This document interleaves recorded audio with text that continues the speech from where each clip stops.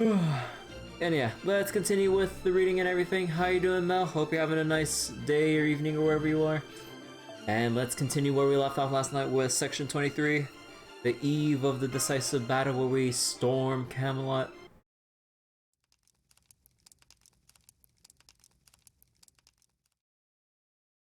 Just you two here?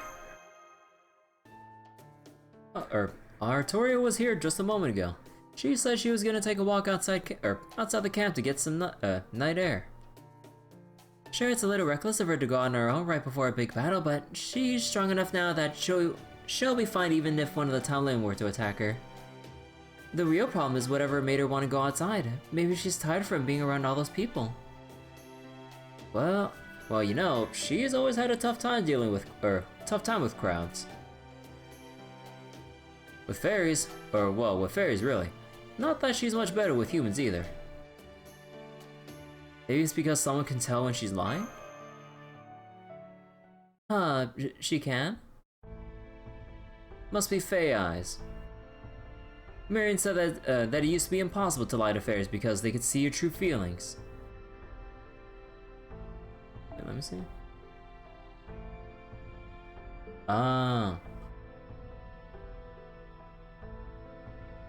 From what I could tell, she still had a little bit of that power herself. Hold on, Avalon told us that ever since British fairies started imitating human society, they lost the mystic that gave them their Fae eye. Oh right, Artoria isn't a British fairy. She came from Avalon, which means she can see lies.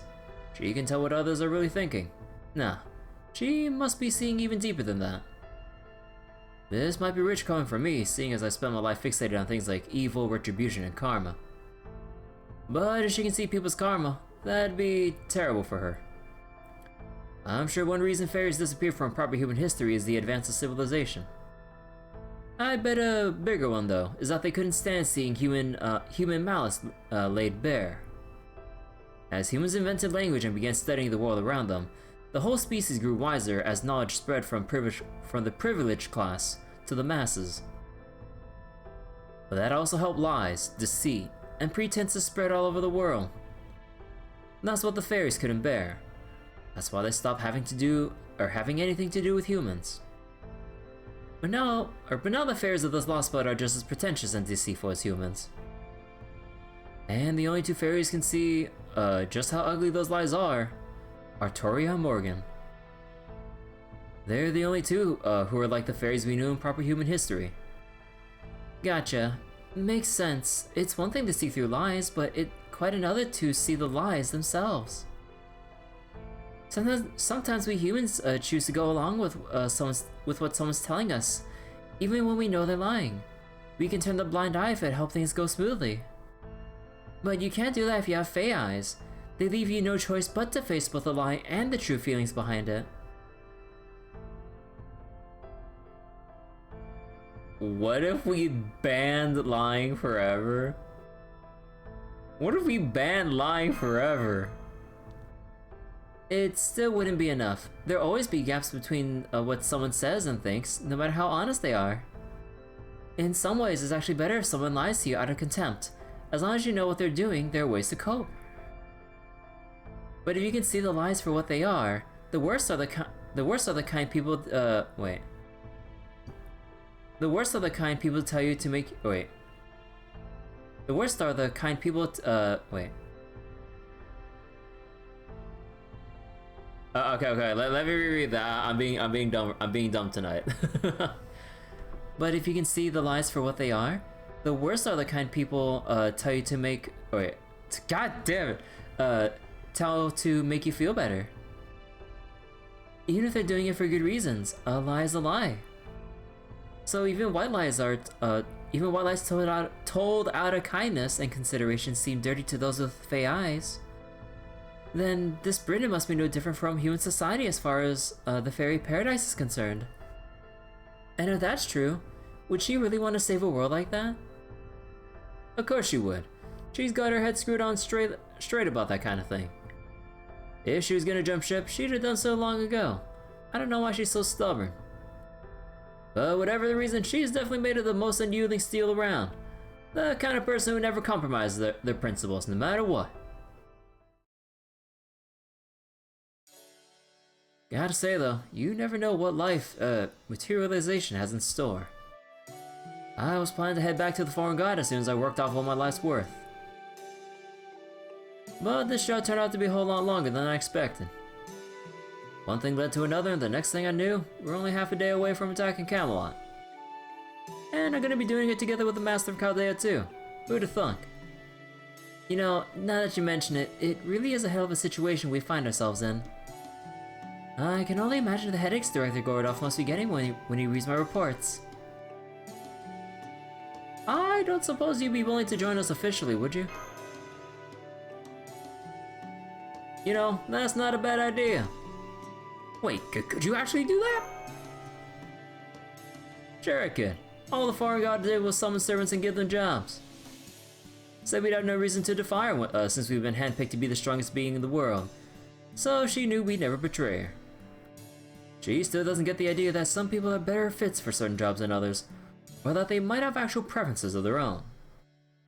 She just takes a pro and con approach to everything, though I guess that aspect might be different now. But I think I'll let another version of me handle that discussion. This time, it just wasn't in the cards. Ah. So basically that explains the Saber Muramasa that we can summon versus this Muramasa. Damn. Oh, that's too bad. I know. Make sure to hang on to that feeling though. I could tell there was no lie or zealousness to what you said. The only reason Artori's made it this far is because of how honest you are with yourself.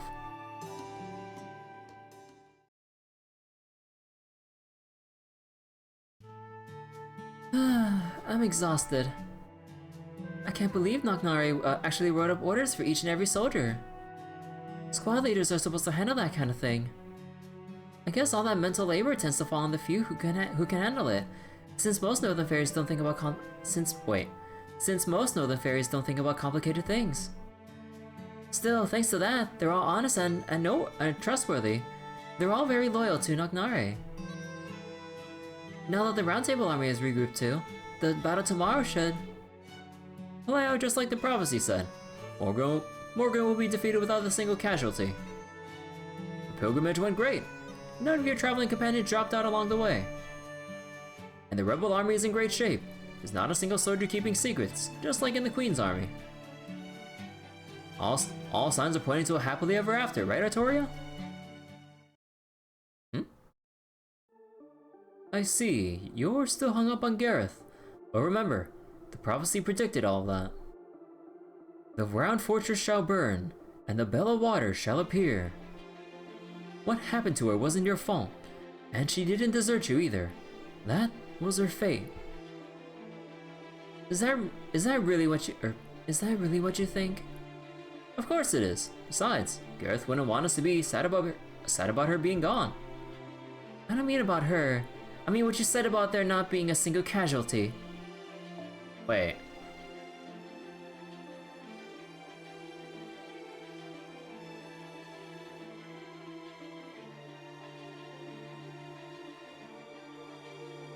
Oh.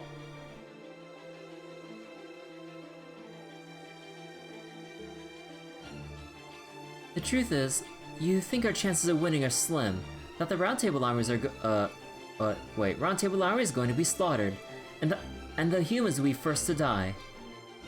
And yet, you're trying to comfort me by telling me there won't be any casualties. And this is what you said about no one hiding anything, just like the Queen's army. Be honest, Avalon.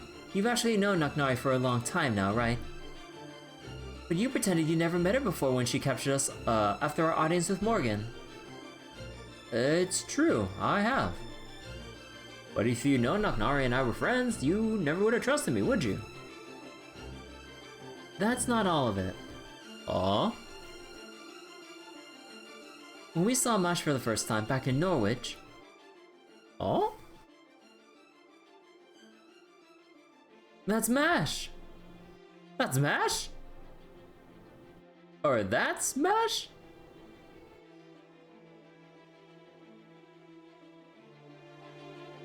You already knew who Mash was, but you pretended not to. You also knew she was in Sheffield, but you didn't tell us. You kept it from Kirby so she wouldn't go looking for her there. I did. I wanted Kirby to work with the Child of Prophecy of her own volition. Not because Kaldea ordered her to. I admit, it was dishonest of me. As powerful as Howlin' Mash was, it was so dangerous for her to be up north by herself. And then there's... Yes.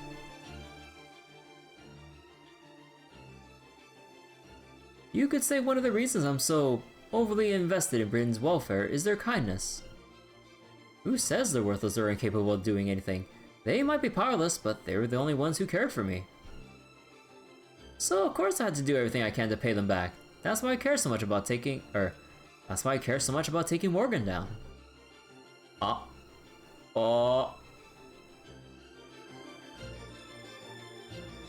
And then there's the fact you were gone on the morning of our battle with Woodwose' army. We only won because the Queen's reinforcements never showed up. And that only happened because you did something to stop them. You always seemed so honest and sincere, but you never tell the truth. You never tell anyone what you're really thinking. Why is that? Why do you keep lying to us? Do you actually want to defeat Morgan? Oh? Of course I do. There's not a fairy in Britain who worked harder to bring her down than I have. I want to destroy Fairy Britain with every fiber of my being. If that means I have to lie, then I'll lie. Besides, I'm not the only liar here, Artoria. You haven't been truthful about why you've come this far. Your true motive has nothing to do with saving Britain. And I'm not the only one who figured that out. Kirby's catching on too. You haven't been fighting for humans, or even other fairies. Not for 1 second. Your true motivation lies elsewhere. You just refuse to talk about it. What are you saying? That's ridiculous. I'm the Fairy of Paradise. I was sent here to save Britain. That's your guilt talking, not you. And what exactly does it mean to save Britain, do you think? Do you know what Muramasa once said? He said that every fairy is seeking absolution. That every one of them, or every last one of them, yearns for death. He said that deep down. That's what every fairy in town we've been secretly... Wait. That's what every fairy in every town we've been to secretly wants. Muramasa said that? He doesn't have Fae eyes like we do, but he must be pretty sensitive to the pain people carry in their hearts. That's why you're so conflicted about this, isn't it, Artoria? You don't talk about things like that because you know it wouldn't change anything. It's the same with me. I'll do whatever it takes to defeat Morgan, whether I like it or not. So why don't we leave it at that for now? Tomorrow's our last battle. I'm sure there'll be a time when you can come clean about what you're really thinking. That's what this whole pilgrimage was for, right? And hey, who knows? Once you come clean, you might just find that nobody thinks it's a big deal anyway.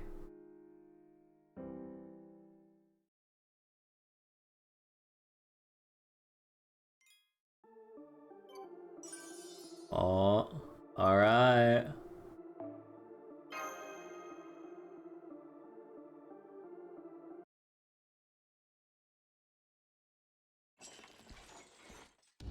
Oh? It seems Nagnari's army and the Round Table army have rendezvoused. I still can't quite believe Her Majesty didn't even try to stop them. It's one thing to give your enemy a fighting chance, but this is far too generous. Between the Child of Prophecy's protection and the King Clan's Fae domain, our forces should be evenly matched. I'm sure Her Majesty means to crush them, but there's still a chance they could get lucky. If our forces are evenly matched, then there's no chance of them winning as long as you and I are here. The two of us alone can end this right now, whether the High Queen is here or not. I could destroy Nagnari's army on my own. You could do the same for the Round Table army. We're already being nice by giving them till morning. There's no sense in meeting them on their terms. The only ones we need to be wary of are the foreign mage, Galahad, the two servants, and Percival. But I can handle all of them on my own too. They're all fairly good fighters, but none of them can match me in the air. The only fairies who could fight me on even terms are High Queen Morgan, or you in a larger form. If I were in their shoes, I'd want at least twice the forces they have now before challenging Camelot. But unfortunately for them, the soldiers from Salisbury are coming to join them have only just crossed the Western Plains. The Fang clan might have helped tip the scales if they'd gone over to their side, but they're nowhere to be seen lately. Gee, I wonder why. Oh, Myriad. It's already biting us in the ass, ain't it? They don't have a chance. The rebel army dies here. Einzel's prophecy will never come to pass. Assuming they don't secretly have a unit equivalent to one of us Tom Lin on their side. Dude, as long as they lack a Tom Lin of their own, they won't stand a chance. They don't know.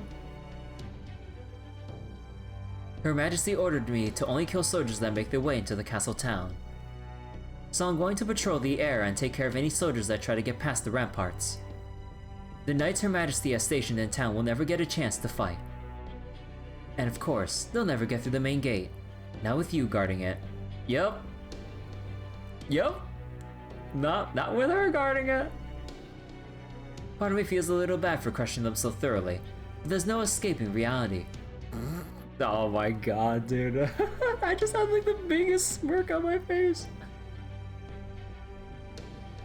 Fairy Britain's last war will end with a whimper. There won't be so much as a single surprise. The last war, huh? True, I doubt there'll ever be another rebellion of this size. But the calamities will not end here, and Her Majesty has no intention of stopping the Great Calamity. Our victory here won't do anything to stop most of Britain's fairies from dying. Do you not think that's sad? Does it not make you question the point of winning this battle? I'm surprised to hear that from you, Barghest. I didn't think you thought about those kind of things. Woodwell said that fighting is the Fang clan's instinctual drive, and pitting themselves against powerful foes is their greatest pleasure. There is truth to that.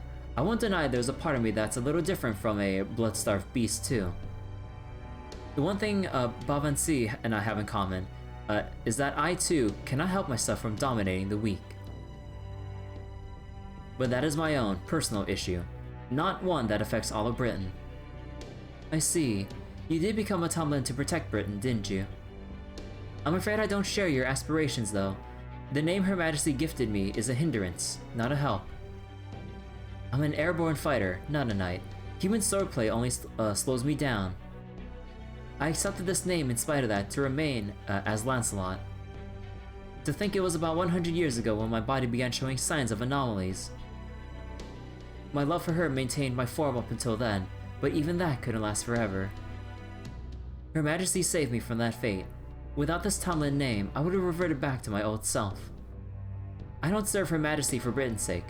I serve her to preserve this form. That's why I don't quite understand what you're talking about. No, that's not true, I do understand. I've just chosen not to think about it. Because I have something else I care about more. Something you care about more than Britain, huh? I do too, as a matter of fact. I at least want Adonis to live out his natural life. I doubt you have anything like that yourself though. That's why I envy you. Lancelot! High Queen Morgan has no love in her, but she does trust you implicitly. She'll always send for you, no matter how many times you fail her. No wonder Woodrose is always jealous of you. No love. Her Majesty.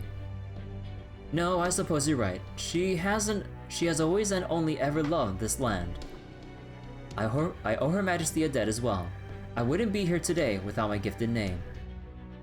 Her Grace made me who I am, even if she only offered it to control me. A debt is still a debt. However, I cannot repay that debt any further. I have to protect Britain's future, and his. Oh. Oh my god, she's still running away. Oh. It's nighttime now. Could somebody turn on the light?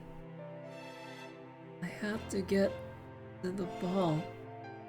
I have to put on my beautiful dress. Hello? Is anybody there? Forgive me. Forgive me, Mother. It wasn't my fault. I didn't want to do it. But my lord said he wanted to see what moving corpses were like. Huh? Oh. So I sucked the blood from one. Just one. But my lord was so taken with them that he had me make lots more in the basement. Of course they were going to overrun everything. Of course they were going to. Help, help, somebody please help them. I'm helpless on my own. I've never been any good on my own. I've never had anything on my own. That's why nobody ever helped me. I have no power, no special skills, no friends. If Mother abandons me too, then I won't have anything at all.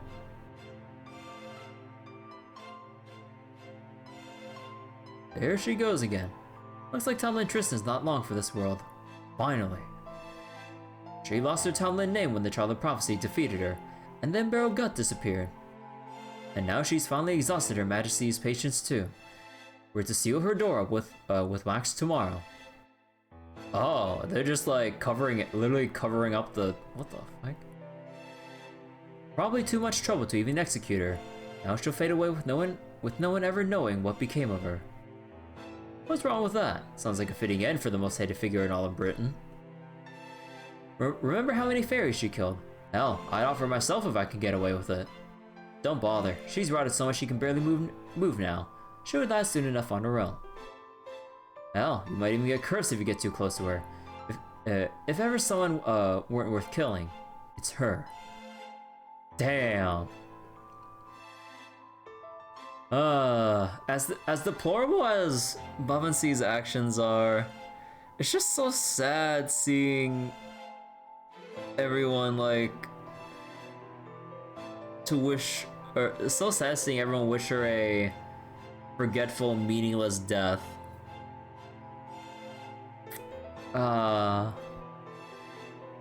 You said it. At least when she's gone, Her Majesty ought to go back to being. Huh? Who goes there?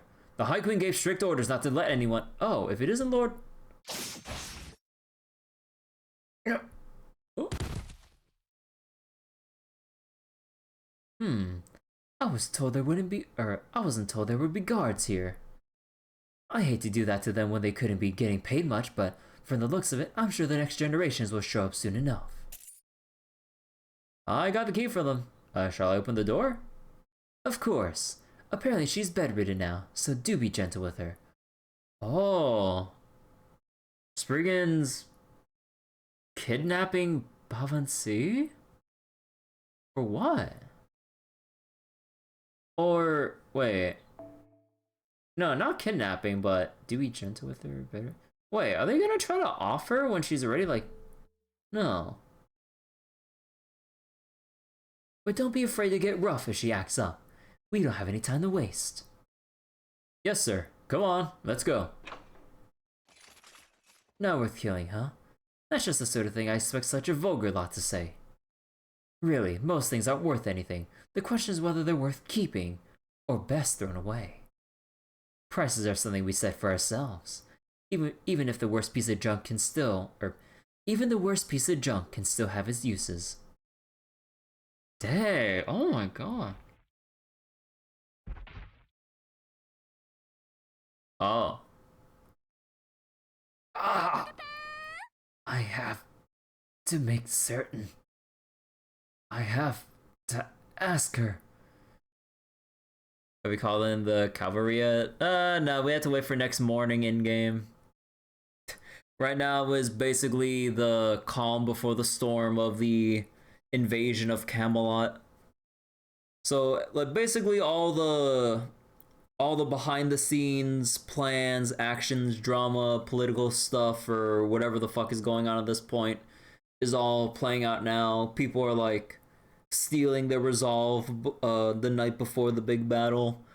And once we finish this section, then it'll be just, I assume, non-stop action. Oh boy. Yeah, I hope you're doing well today, Sedeca. Also, I need to stretch a little bit before I continue so we can just keep looking at Barrel's shadowy silhouette here. Oh man, how the fuck is he surviving with 500 reflected curses and a retaliatory curse? Like, holy shit. Majesty. Majesty. High Queen Morgan. It can't be. That can't be right.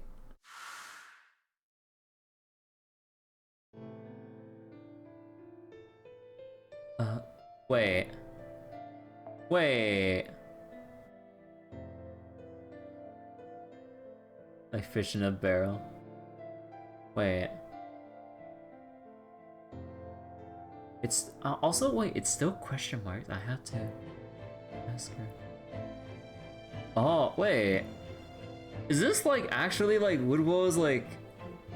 Would part of like Woodwell's consciousness like slipping through when Barrel's been kind of like incapacitated from all the curses he's had to endure or something? Like, or is this some kind of like liquid ocelot shit where like well, even though like with the whole thing with like ocelot was like the whole self-hypnosis bullshit or however the fuck it worked in MGS lore, but putting that aside, it's like the whole like consciousness taking over after ingesting or surgically transplanting an aspect of someone else onto their own being or some shit.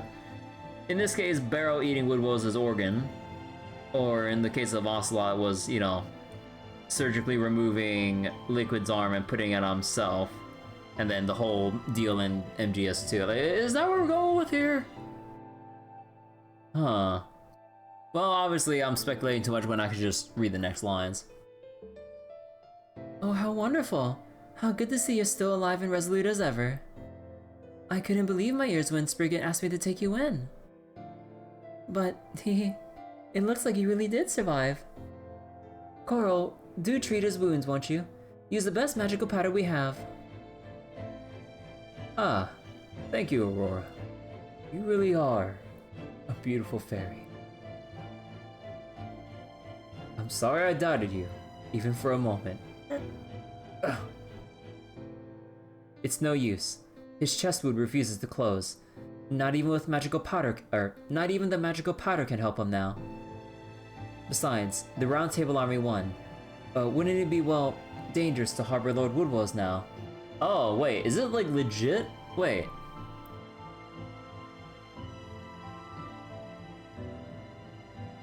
Wait, what? We mustn't give up. We'll gather all the medicine in town if we have to. It doesn't matter which army won that battle. Cora's waifu, by the way. I mean, Coral is kinda cute. Now that the battle is over, we can't let him die. He's the proud head of the Fang clan, after all. He's kept Britain safe for hundreds of years. He doesn't deserve to die so miserably. Aurora. Aurora. Insidious Viper woman. Hey Bryce. How could I have been so foolish? If only I'd heard your voice to begin with. Now, don't try to talk Woodwells. You need to conserve your strength. I can hardly believe it. I wanted to dismiss what all the fairies have been saying about Her Majesty cutting the Fang clan loose as mere rumor, but... Rumor? What rumor? What did the High Queen do to us, Aurora?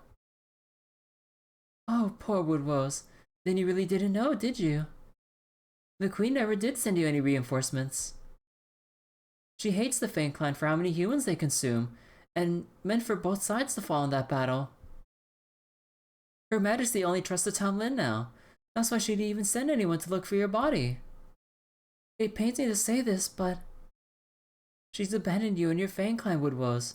She thinks you're nothing more than old guard dogs who outlived their usefulness. can't believe it. Can't believe it. I won't believe it. Majesty. Majesty. That can't be true. Can't. The Fang Clan's loyalty. Our devotion. Actually, hold on. Wait, double checking. Wait. Okay, because I think I saw something wrong in my head.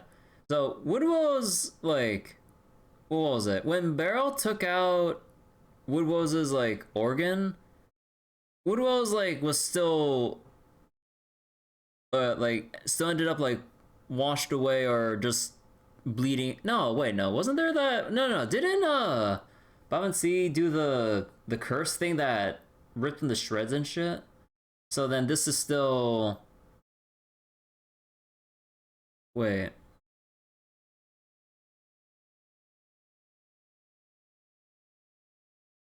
Wait, was my initial theory correct, or am I like I'm having too much self-doubt here? He had to have been still alive, as fairies don't leave corpses. Oh, huh. Cause like at least with like, oh, huh. Cause like I thought with how the curse that Bob and C casted, I was wondering. I was like, wait, that looked like the type of thing that kind of like. So wait, first he stabbed him, fell into the river, Beryl and C fucked him up. Ah, yeah. I guess like I guess like they didn't completely like tear him to literal pieces as much as they did like just whatever other things they did to him, but his body was like I guess still intact, and he's still alive. Yeah, I'm like the dude has like a literal organ ripped out of him, whatever the fuck that organ was, and like he like got like sliced the fuck up with whatever the heck like Bob and C casted thanks to Barrow teaching her, and you know Percival stabbing him and everything. I'm just like, jeez. And this, oh my god. Okay, so yeah, like okay, now we can clear up the whole like stupid thing I was thinking. I was like, wait, is this like Barrel, but not really? I was like, wait, no, this is still legit Woodwells himself. I'm like, what the fuck? Like, I mean, he's the head of the Fang Clan for a reason. Like, this guy has like, he has like EX rank endurance. I'm like, what the fuck?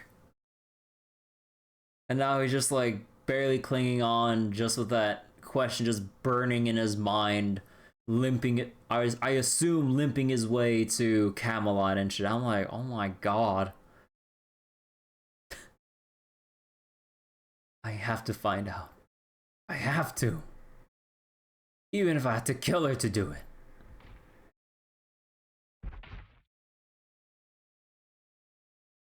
Bro. How's how you doing, Bretzy? But yeah, okay, so now we have Woodwell still alive and, well, quote unquote alive, making his way to Camelot to what the actual fuck is gonna happen. Alright.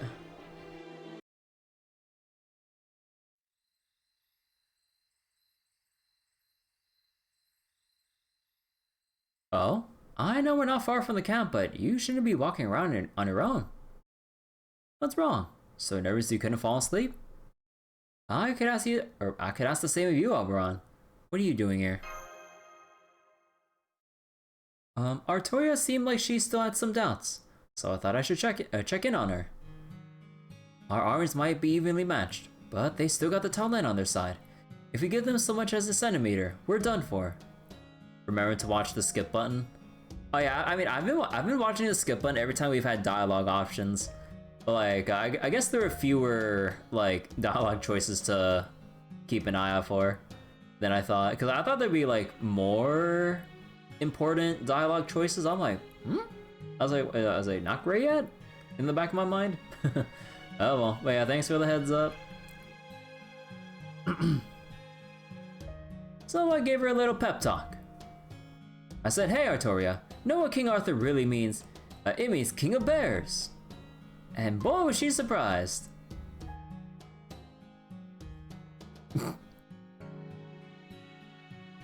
I can see it all too well. You know how competitive she is, right? Lighting a fire under her works better than trying to get her to see reason. In just a few hours, the veil in the night will be lifted. The final battle will begin when the morning larks sing. At this point, I've done everything I possibly can. Also, bye-bye the butterfly. Though I can't say I don't have any regrets. I've been flying around this way and that looking for something, but I can't look anymore. I'm out of time. Oh.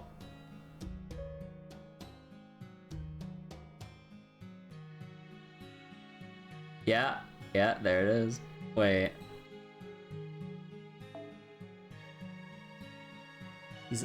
He's been searching for something this whole time, on top of all the other times he's been out. Oh wait, okay. I'm pretty sure I should have remembered from last night's session, I'm assuming, but... Okay, let's see. What was it you're looking for again, even though you said it doesn't exist here? Been looking for something, can't look. What's the right question to ask? Oh, okay, there's no, obviously there's no right, but...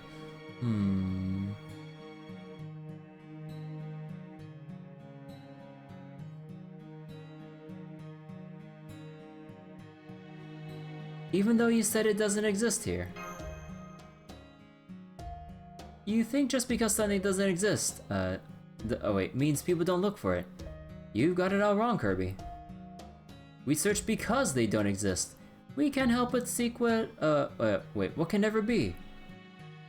That's what my Queen Titania is to me. She's no different than the twinkling stars in the sky. Because no matter how hard we try, those of us here on Earth will never have one for ourselves. But we can talk about me some other time. Truth be told, I'm not used to being open about my feelings. For now, you should head back to the tent and rest up. If you're having trouble sleeping, I can always sprinkle you with a bit of sleeping powder.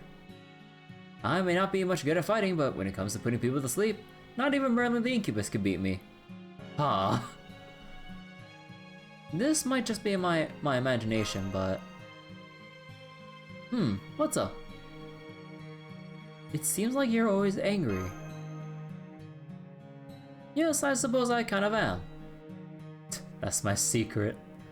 Truth to tell, I've been a little upset since I heard you have been going on. I've been a little upset ever since I heard you have been. You have all been going around erasing Lostbelts.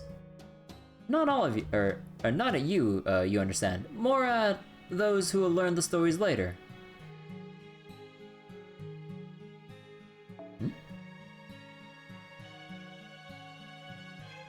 He'll be upset at those who will hear about us erasing the Lostbelts later, like, I'll assume after humanity's restored and proper human history is restored? So say we actually do restore all this shit, I kinda wonder what the aftermath would be once, I'm assuming that's might be what we'll see in Ordeal Call or whatever the heck, but... I don't wonder what the aftermath would be once, like, Lostbelt 7 finishes. I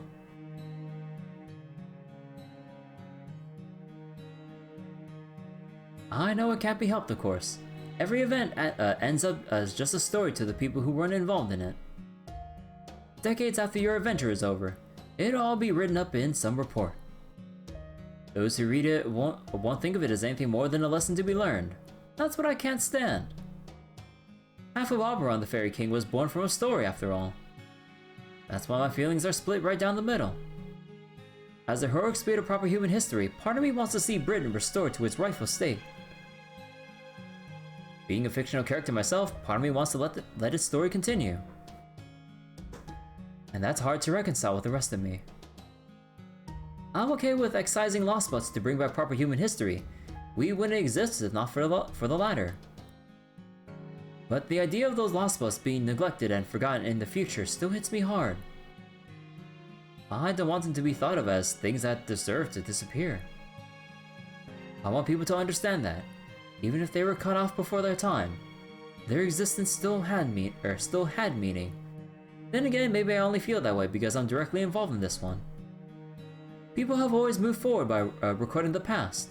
They can't hold on to the same values forever. That we even have phrases like old-fashioned or behind the times is proof we've moved on from what we once were. Do you hate Morgan, Oberon? No, she may be our enemy, but I don't hate her. Hell, I've never even met the woman. And you know, the story of this land of the Fae she came up with isn't half bad.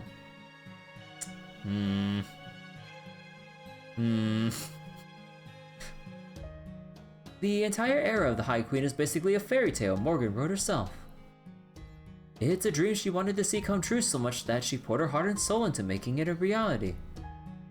Whether it's a good story or a bad one, I can't help but respect the effort that went into creating it.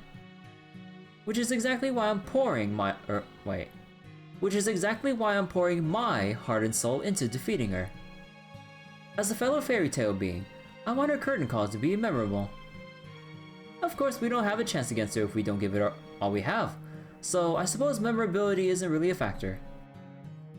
Yeah, who will want to remember us looping our way through the Queen's army all the way to Camelot, or into the throne? I was like, oh, how are the battles like?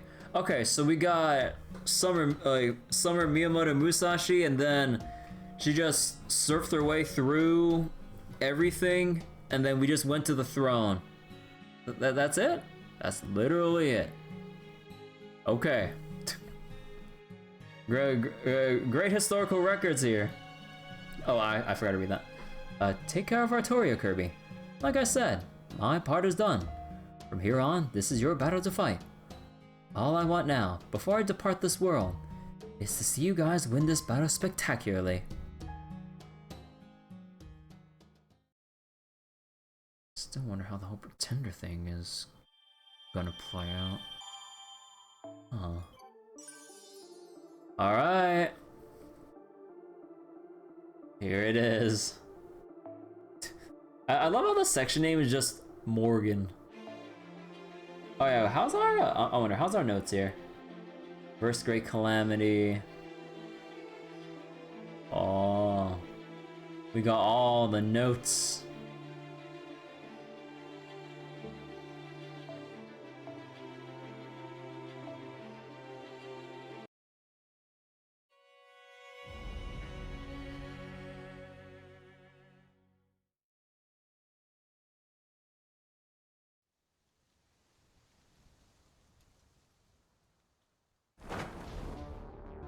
It's morning.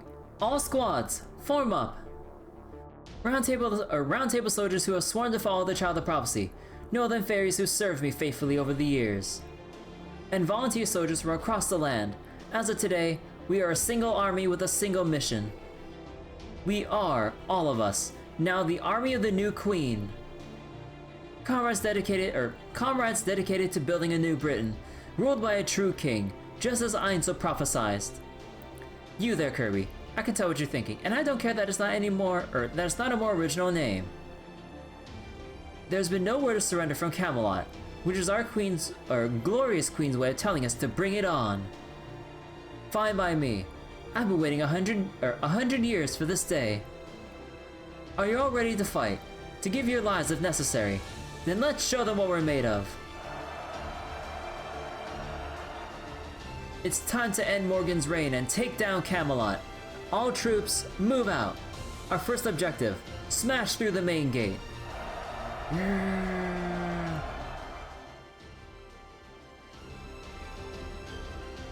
How do things look on our end? The Roundtable Army's first division includes you, Artoria, and Da Vinci. The second division includes Muramasa and Grimir. And in Naknari's main force, bringing up the rear, we have Redra and Habitat, who both said they won't be taking part in the battle. As for me, I asked to be assigned to the 1st Division alongside you.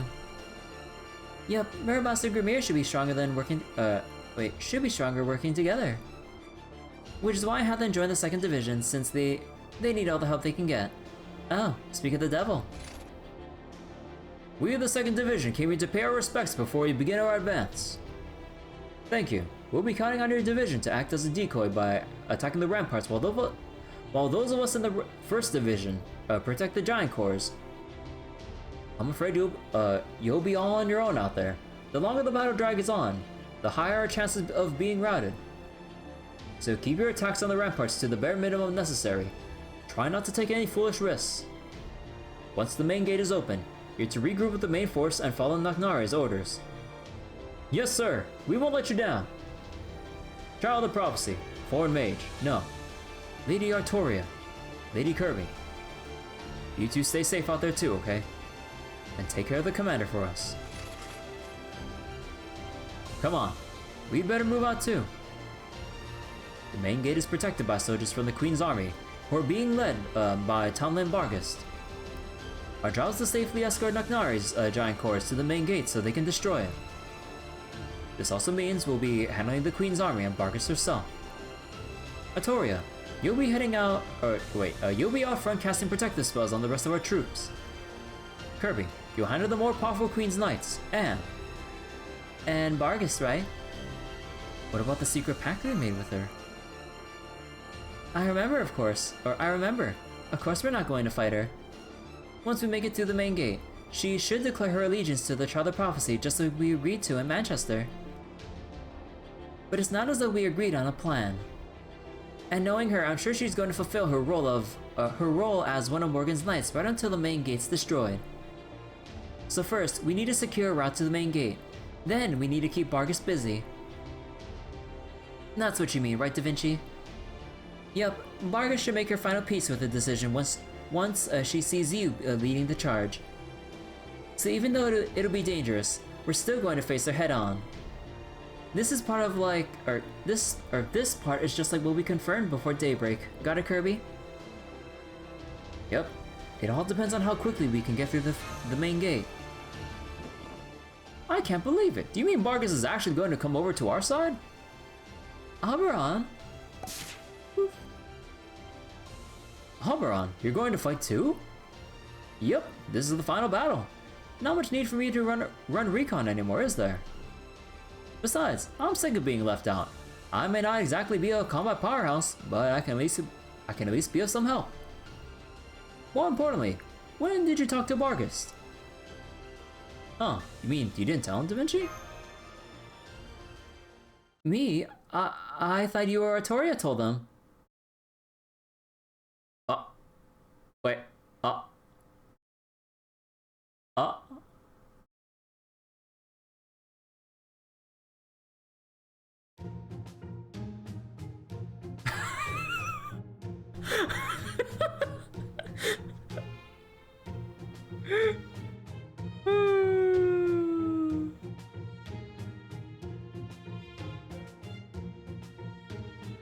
well, I didn't. You said you would tell him, Kirby. That face. She's completely No, I didn't, you did! I'm kind of impressed. So you weren't trying to keep this a secret from me. You really did just plain forget, didn't you, Artoria? What's your deal? Did those bells only make you stronger? Are you doomed to be that careless forever? Well, you know, I'd rather not really relive any positive memories of Baggy if I don't have to. Alright, never mind. What's done is done. And our advances are already underway. The important thing is, if Bargist really is going to join us, that improves our chances considerably. In fact, with a bit of luck, my lie just might become the truth. What are you talking about? A victory without any casualties. With Bargist on our side, we only have to worry about Lancelot. And as long as Mermouse and Grimir keep her occupied, we should have no trouble getting into the castle. Great work, you two. This gives us a real shot of reaching the throne room without losing anyone. First of all, you guard Artoria. Mash, you guard Kirby. Alright, let's go. First order of business. Clear away the soldiers guarding the main gate. Alright. So wait, is this gonna be... Oh, daily reset! No! I gotta go through the cutscene again. Even though I could just skip, but still.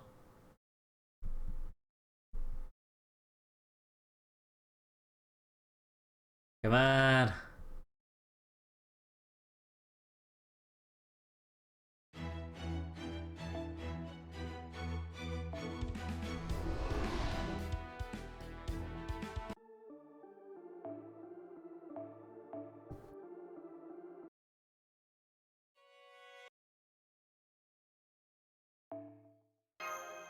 Alright, now we're going into battle.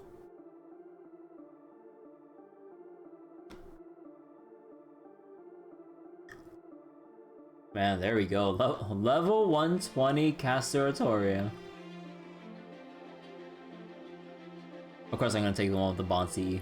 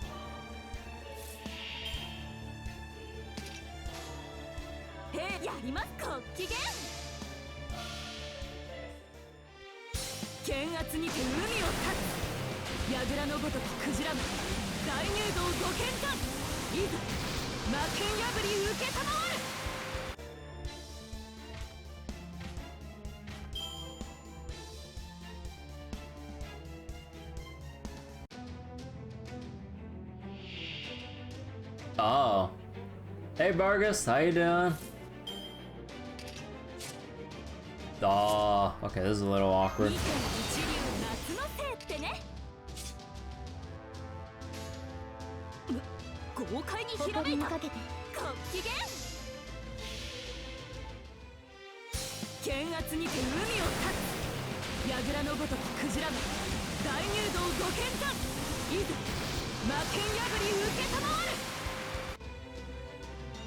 Oh my god, that resistance. Oh, you just had to clear the knights. And of course, we're not supposed to really, like, you know, harm her critically or anything. Lancer now, huh? Alright.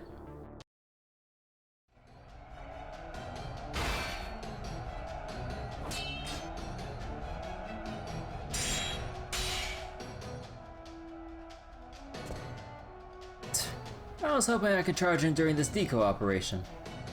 Well, these walls are just bizarre. They're hot, cold, slippery, and repellent all at the same time. It's almost like they're alive, the way they adapt to whatever I throw at them, damn it. Camelot's walls are modeled after Orkneys. They've got 1,000-year-old... Wait. Hold on. They've got 1,000-year-old, live oak trees propping them up on the inside. Don't bother trying to destroy them. They'll just regenerate instantly.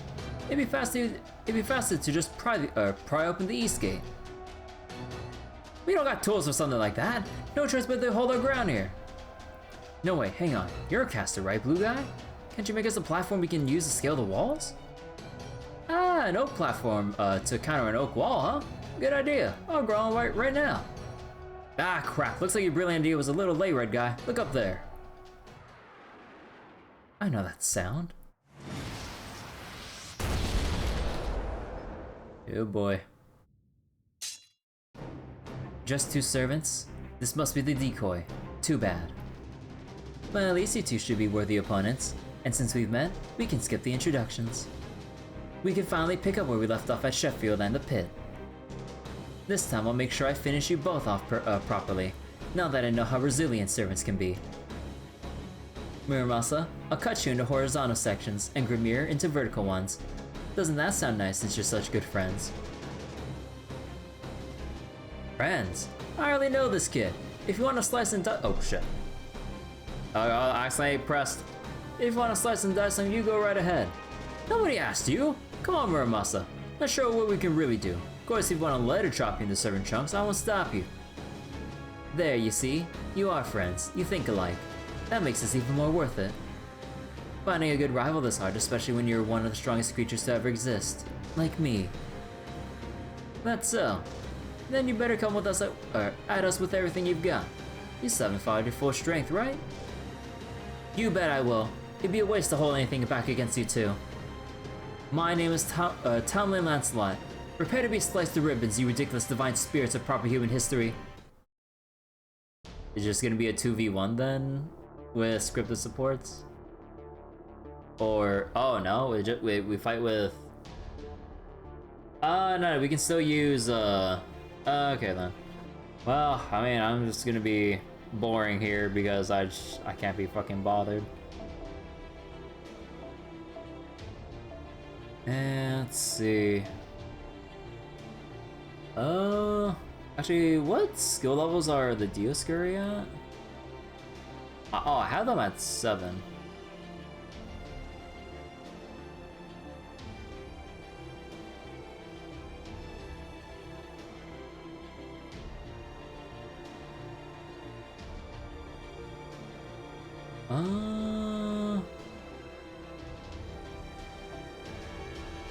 Part of me wants something just simpler with Summer Hokusai though.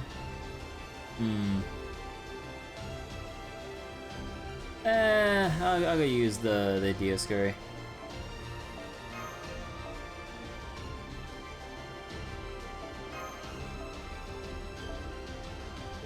Maybe I'll have Summer Hokusai right over here.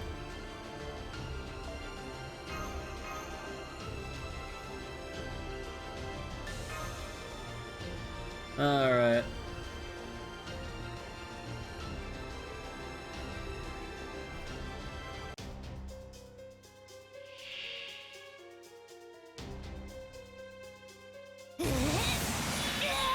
Oh! Oh!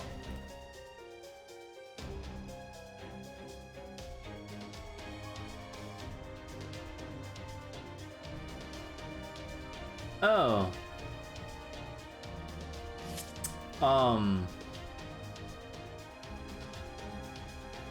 Thought she was Lancelot, turns out she's going.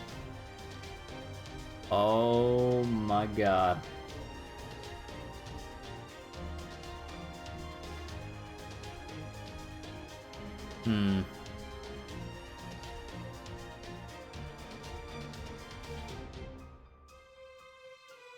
You know what? I wanna fuck up. I might just... I might just have to just do this instead. We don't have any Dioscuri cards here. They don't have any MP gauge increases like straight up.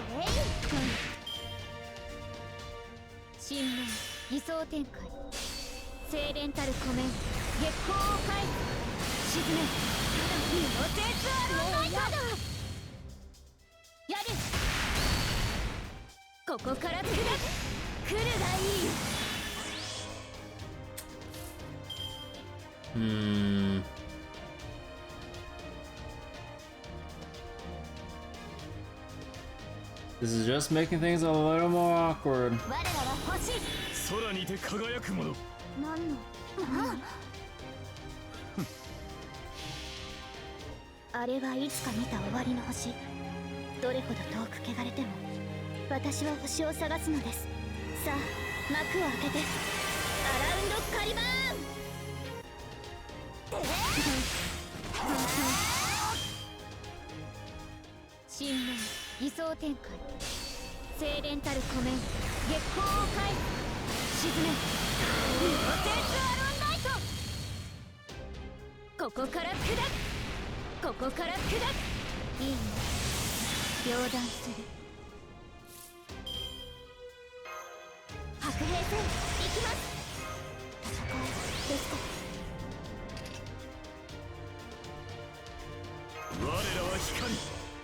嵐の後に来る光である。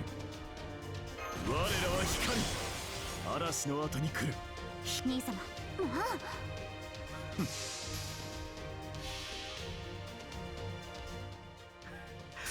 フォルクスガラス合わせてください、兄様。ディオスクレスふざけてる？行くぞ。砕け散れ。来るがい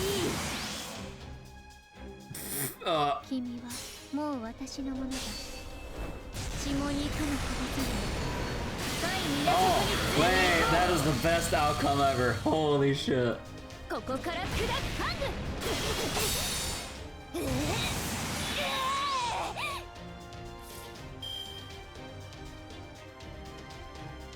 Wow.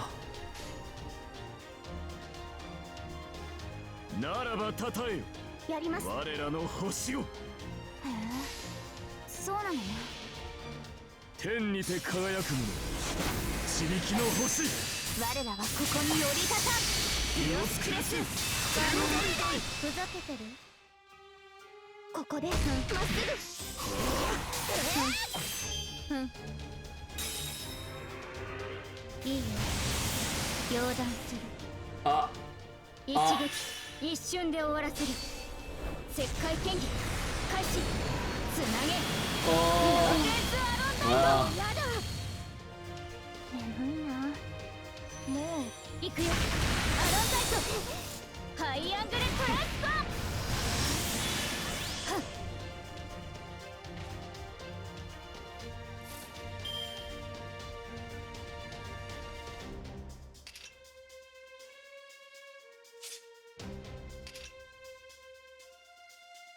万々歳だ。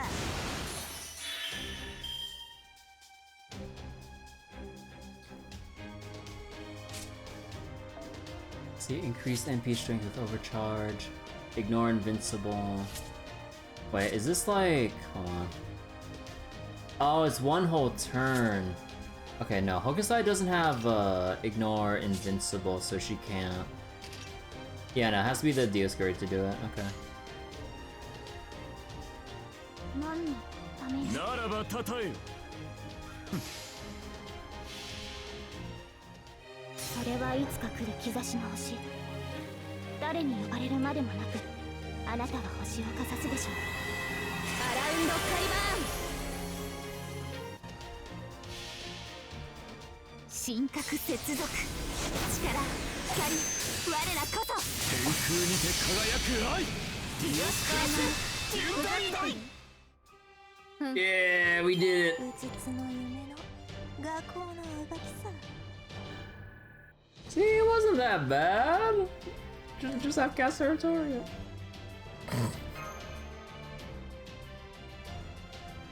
And be very fortunate that you have any ignore invincible CEs or ignore invincible NPs. Gotcha. Let me guess. The helmet? The helmet. How can the foreign mage be supporting you from so far away? It ain't... it ain't support. It's a strategy. Wait. It took a lot out of her, but I had Kirby summon those servants before we began our advance. And I used my own magical energy to keep them around. But that all ends now. This took a hell of a lot more out of me than I expected. I knew I was insane to try and look after heroic spirits from different mythologies. You're a mage. Then sage isn't just the nickname. The hell do you take me for? Well, you just look like you'd be more home at throwing spears. Besides, Gunryu's pretty famous in Britain too. Oh my god. Are we really doing this now? Are we really having Lancelot just say, "Hey, I thought you'd be more of the spear throwing type." Oh my, oh, okay.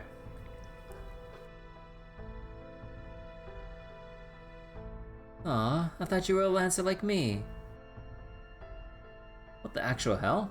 Muramasa, are you sure this is the Lancelot everyone's so afraid of? I know, it's hard to believe, but yes, she's a lonely airhead, but it's her for sure. That's it. I'm definitely killing Muramasa later. Lonely airhead? Hang on, that doesn't make any sense.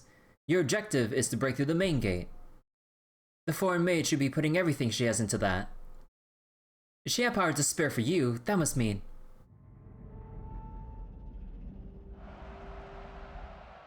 Oh. They did it! The giant corps broke through the main gate! And that's not all. Tomlin Bargus has defected from the Queen's army. Bargus the Indomitable is on our side now. Bargus. So that's why your heart didn't seem to be in this. Very well. You've won this battle. Tomlin Lancelot has officially lost. Go ahead and tell everyone that the Child of Prophecy defeated all 3 of Morgan's knights. But that's only because I can see which way the wind is blowing here. Remember, I personally haven't lost. Don't you think otherwise? Well... Yep, that's a dragon alright. That's the trouble with those dominant species types. They act like they understand the human world, but they never listen to a thing people say.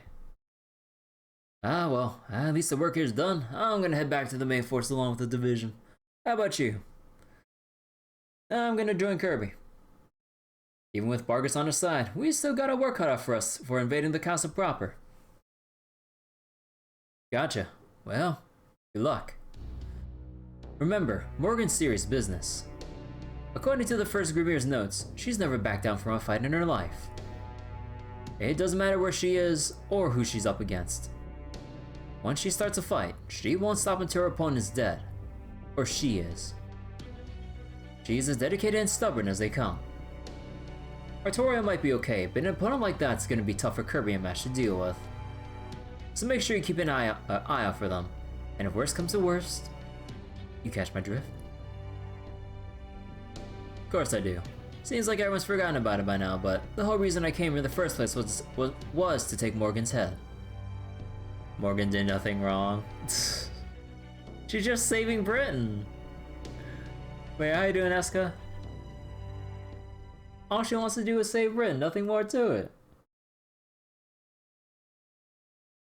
Ooh, I need some water.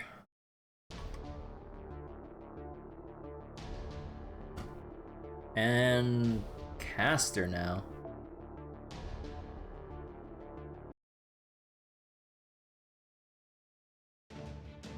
The main gate is open. Prepare to enter the castle town. The Child of Prophecy's team will make their way to the castle via the western route, neutralizing any enemy troops encountered on the way. If any enemy troops wish to surrender, let them do so. Follow Tomlin Bargus' example. Doing alright? Hope I enjoyed the ending as much as you did. Ooh, I'm very excited. Our goal is the establishment of a new order in Britain. One that can stand up to the threat of the Great Calamity. Remember, these fairies are not our true enemy. Do not kill unless absolutely necessary. Damn it, Percival, where do you get off to, taking all the best parts for yourself? Alright, 2 can play at that game. Giant Corps, great work breaking through the main gate, but don't overtax yourselves. Fall back to the rear. Wind troops, go help the Round Table Army. Earth and Fang troops, continue your advance towards the castle. Split up into 4 divisions and neutralize the Queen's army. I'll lead the King clan through the east route. Bull Squad, forward. God, this troops still look ridiculous as fuck. You're fighting out front too, Naknari? Of course I'm leading my own troops. I need to set an example for my subjects. If I end up getting hit by a stray arrow, then so be it. Don't bother telling me not to push myself. None of you will listen to me if I ask you to do the same either, right? This is our only chance to go toe-to-toe with Morgan. Last one to the castle's a rotten egg, Artoria. Come on, let's keep moving. We don't need to worry about Naknari. There's still a lot of fighting going on around the main gate, but... Also do the Queen's soldiers stationed outside the ramparts. Once they see that Tomlin has defected, That should prompt more of them to surrender. And one more thing. Have one of the Round Table Army soldiers stay behind me so there's someone seen to be keeping an eye on me. That should put the other Rebel Army soldiers at ease.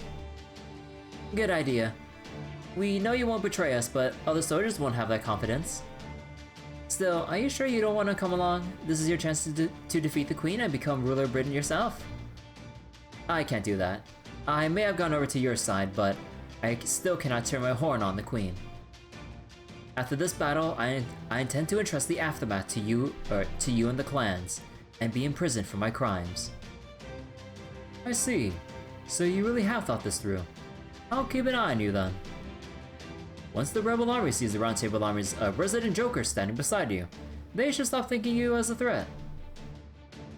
But don't think that'll be the end of it. You still have a ton of work to do even after things calm down near the main gate. Camelot's upper-class fairies are deathly afraid of you too. So one look from you should be more than enough to keep them in line. Yes, you're right. That would be the right way to use me. I would have no problem wielding my horn against them. Vargas. But I am sure you haven't forgotten how I burned your woods. Do you not hate me for that, Oberon the traitor? Oh, intensely. But now's not the time to go into that. It's like, yeah, I'm still bitter, but not now. Let's get to that later. We have other things to take care of first. Isn't that right, Percival? Of course. Thank you for entrusting us with the fate of New Britain, Tomlin Bargus. We won't let you down. Division 1, move out. The Child of Prophecy and the Foreign Mage are about to make their way to the castle. It won't be long now before the prophecy is realized. In the name of the Round Table, we must ensure they both arrive safe and sound.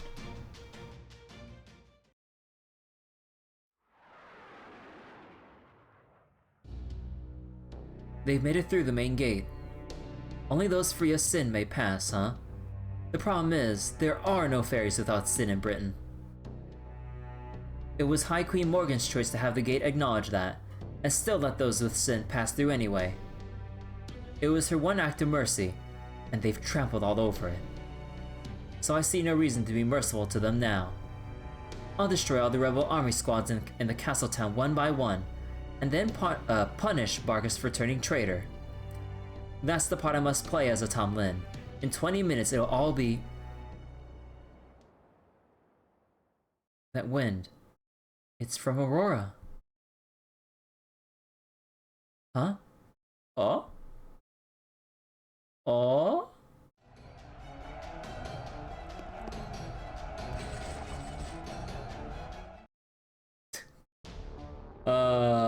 Remember, Lancelot serves Aurora, not Morgan. Even though she only serves Morgan to keep her name and form and not go back to being Melusine and being what was it? Like, she said something about anomalies or some other abnormalities with maintaining her form and all that, given how she was, well, born in the first place. Percival's NP is still sealed, huh? Oh, right. Restricted. Fucking course. You'd assume she would turn back into a blob without Morgan's gift? Yeah. Or... yeah, pretty much, unless, like, Aurora can come up with something to help her stabilize, but probably not as strong as being gifted a name of Knight of the Round Table.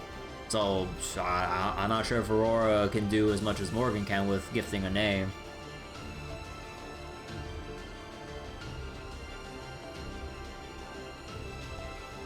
Alright, let's see. So I see Caster. Alright, we'll just do Painting Summer, Tamamo. Then have all the other Tamamos here. Should be good with Tamamo Club. Then Personal lesson. No, don't cancel that. Okay, come on. The Atlas Institute is almost level 10. Come on. We're almost there. Then I can start leveling the Arctic Mystic Code more. Surely they won't introduce yet another Mystic Code right before I get to the Arctic Mystic Code again, right? Right?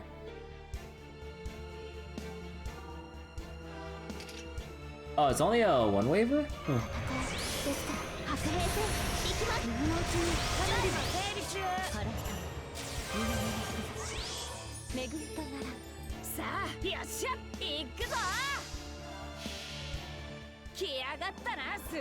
And if I knew it was only one waiver, I would have put on Heaven's Feel instead. Oh, surely I can kill at least one of them, right? Oh.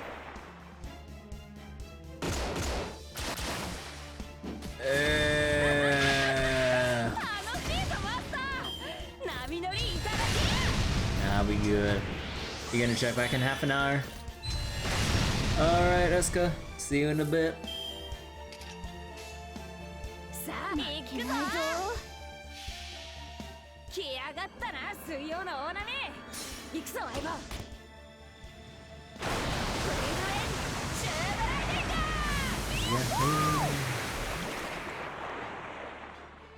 There we go.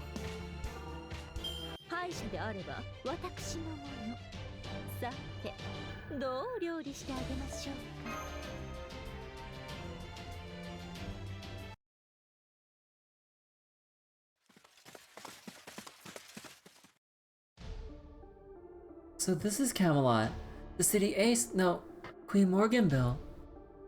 But this is no time to be admiring it. The pool of magical energy stored here is incredible. I've seen many magical reactor cores before, but this easily surpasses them all. Yep, it's both the far end of the world and its center. And it's just as strong as the tower at the ends of the world we saw in the holy city of Camelot. Also, no matter how much things are going our way, we can't forget that Morgan still has a sacred lance. Be on your guard, everyone. There's still a chance she'll try to use Rongaminiad against us. So we need to make our way into the castle before she destroys the whole city. You said it. Right, we can't let Morgan do that. Not to Camelot, the city of the Round Table. Rongaminiad? Excuse me, Lady Da Vinci, but what is Rongaminiad? Is it the name of a Tomlin? Though if it were, I sure would have heard of it before. Aww. You know, Rongaminiad, it's the lance they had right at the main gate. Have you guys really never heard of it? It's a truly massive burst of magical energy which can make a hole in the ground almost the size of a pit. No, wait, that's right. Of course you're right. Not a single person in Britain has ever seen Rongaminiad's light before. It's kind of the whole thing of no one has ever lived to tell the tale. It's like, well, if no one's ever lived to tell the tale, how the hell do you know about it? Morgan didn't use the sacred lance to conquer Britain. If she had, the aftermath would have been impossible to miss. But Murm also said she definitely had it. That's true. I'm sure Rongaminiad does exist here. But she still never used it, which means she must have conquered Britain all on her own. So then, why does she have fairies pay the existence tax? If she doesn't need it for Rongaminiad, then what's all this magical energy being used for?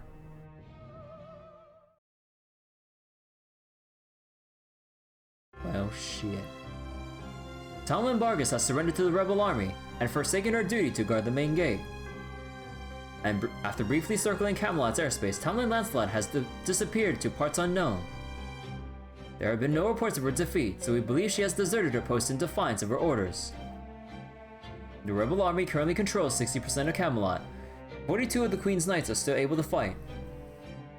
We have blocked off the castle's entrance using the movable partition, but we believe it's only a matter of time until the rebel army breaks through that as well. Rabble, rabble, rabble, rabble. I can't believe it! They got through the main gate! Bargus turned traitor? You see, I always knew we never should have trusted that damn black dog, let alone given her a territory of her own. Nagnari tamed giants. Well, why do the northern fairies even have creatures like that there? This is exactly what I hate about northerners. What the fuck? Those hicks don't know the first thing about politics or economics. Just look what those barbarians are doing to my prize shop. That's it, I demand the High Queen compensate me for damages. I haven't been paying for insurance all this time for nothing. Bro, are you complaining about your fucking insurance? Right in the middle of a fucking active war zone? Now Lady Lancelot is gone too. Then who's going to kill the rebels? No, I can't have Nagnari here. I've been bad-mouthing her every day for years. She'll kill me for sure. Oh, but the Child of Prophecy will save me, right? Right? Could it actually be that... Could the High Queen's army actually... Could the High Queen's army lose? But then, what's going to happen to us? High Queen Morgan. Oh, wise and fair High Queen Morgan, what are we going to do? Should we surrender to them now? Maybe they'll stop if you give yourself up. Bro, do they even know who they're talking to? You are right to be concerned. Bargus has revolted. Lancelot has defied her orders.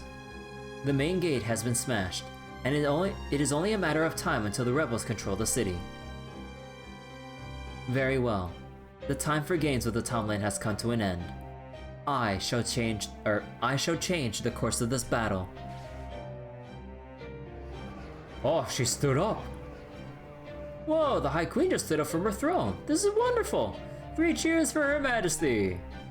But now what? The rebels aren't going to stop just because she got up, right? Bro, come on, think ahead a little bit here. Silence, officials. Prostrate yourselves along the wall and shed tears of adoration. The High Queen is about to join the fray. This should now be Her Majesty's battlefield. It has been 2,000 years since I last exerted myself. I shall have to take care not to break them utterly in the opening moments. Hey, Mash, you got Lord Camelot ready? We're gonna need it overcharged right before the battle. Berserker, huh? Oh boy.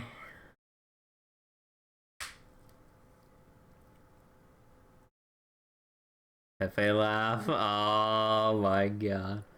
I could have sworn it was a straight shot to the castle before. This must be a movable partition I heard about. They said it could be used to alter the positions of Camelot's ramparts, and even some of its buildings. Oh, that explains it. I thought things looked different from the last time we were here. I see. Then I guess some of these large buildings are actually part of the ramparts. In fact, now that I'm really looking, I could even see the rails on the ground, even though they're only used to slide things horizontally. That's impressive. That means we won't be able to take the route to the castle as we have it on our map. If they can move buildings around as they like, then they can just as easily block off the entrance to the castle. Oh, you're right. Of course they would do that. Thank you, Mash. You've been a big help. If you hadn't said anything, I would have kept blindly searching for the entrance like an idiot. Not at all. I didn't do anything, really.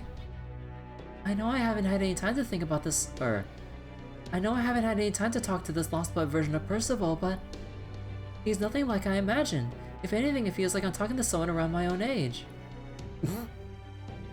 So we can't trust our eyes to take us where we need to go, huh? In that case, it must be over there. The strongest magical energy signal is over that way. That must be where the throne is. Understood. Etoile, get the word out to the other troops. Tell them Camelot's terrain is malleable, so the maps may be unreliable.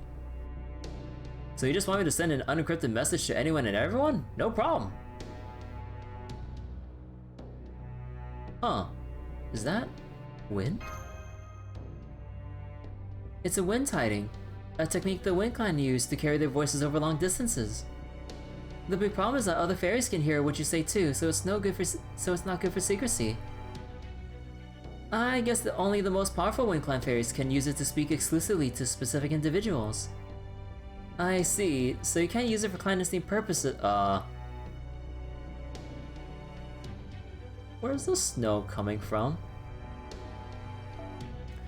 So you can't use it for clandestine purposes, but it's perfect if you want to get the word out to lots of people at once. I guess that means Naknari will hear it too, but that's okay, right? Oh wait, that's okay. Right now, getting into the castle is our top priority. Right, I like to settle things before the Queen's Knights have a chance to regroup. Oh, it's ash. Does that wind tiding thing usually make it rain ash too? Artoria! Get down! The mash! So, that shield of yours is Round Table. It seems proper human history mages are as lacking in fear as they are respect. You have taken the gathering place of your greatest heroes, the symbol of all who have sworn to defend their country, and turned it into your personal weapon. Taken the gathering place of your greatest heroes, the symbol and not even I would think to go so far. Or is it precisely because you are from proper human history that you have gone to such depraved lengths? Perhaps you never cared what means you chose if it meant your survival in the end.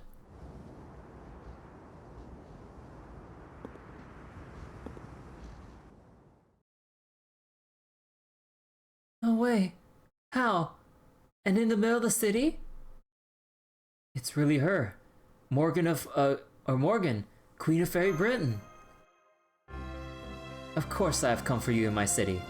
What cause could there be for me to wait until the rabble sullies my castle before crushing them?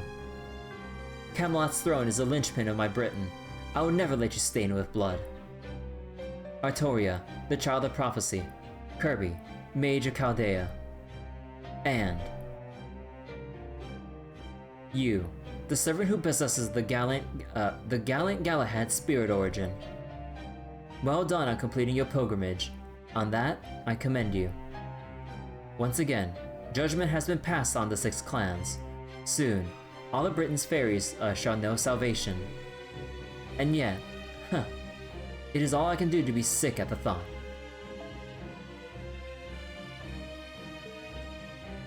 The bells of pilgrimage are a temporary salve at best. The fairies are all too quick to forget about your hard work. They remember nothing of your struggle, your anger, your grief. Surely you realize as much by the time you rang the 2nd bell, and yet you persisted in your pilgrimage.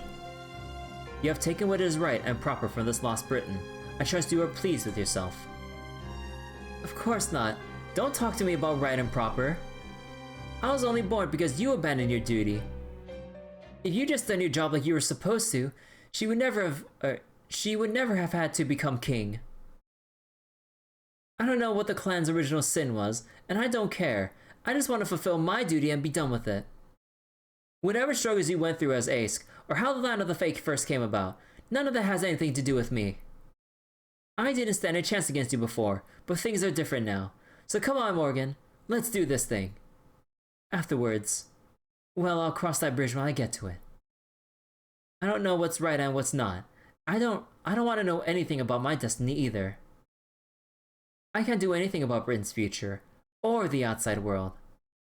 I don't have some noble cause or grand ambition like you. All I know is that I want to win. That's the only part of myself I believe in. I see. So you still know nothing of your true identity, even after completing your pilgrimage. Come then, child of prophecy. I will put an end to your absurd destiny myself. Dude, this music. Artoria, my arch enemy in proper human history. You will never go anywhere. You will never change anything. I will show you mercy. I will change what you cannot. Forget about going to the site of selection. It is time you went back to being the miserable village girl you once were. Oh? Dude, the segue, let's go. Oh, so we have to start off as... Yep, I knew it. You know, I kind of want to use Mash here, to be honest. I kind of want to use. I want Mash here. Okay. Out of all the single target arc servants we have at our disposal, who to use?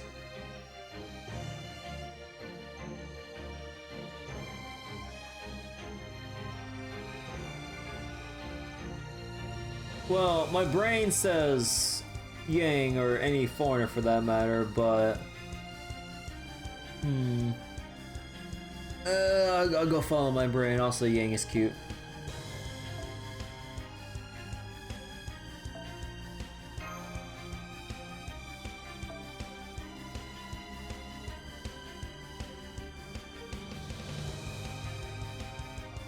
Dude, this is the drums going right now with this.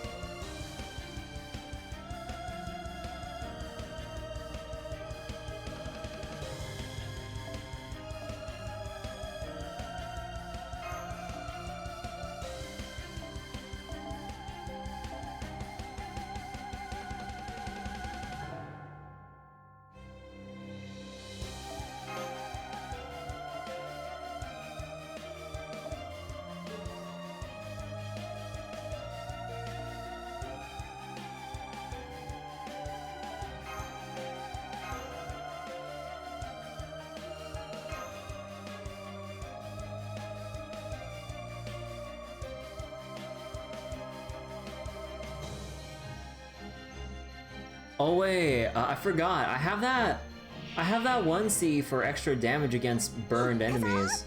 Right, I forgot about that CE. Fairy Queen. Activate Charisma of Yearning every 3 turns on field. Negate the defense.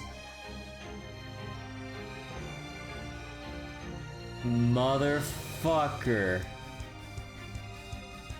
Oh, you piece of shit. You absolute sack of garbage. Oh my god.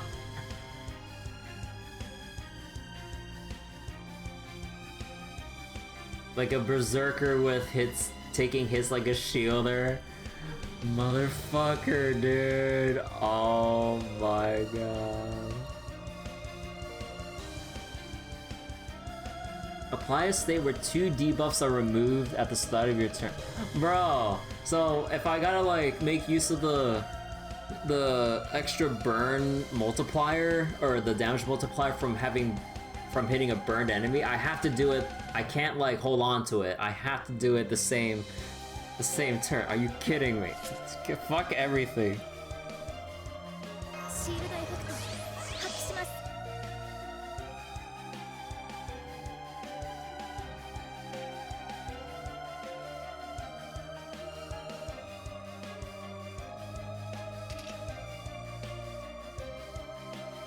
Increase defense and inflict burn. No, I'll hold off for like a turn on that.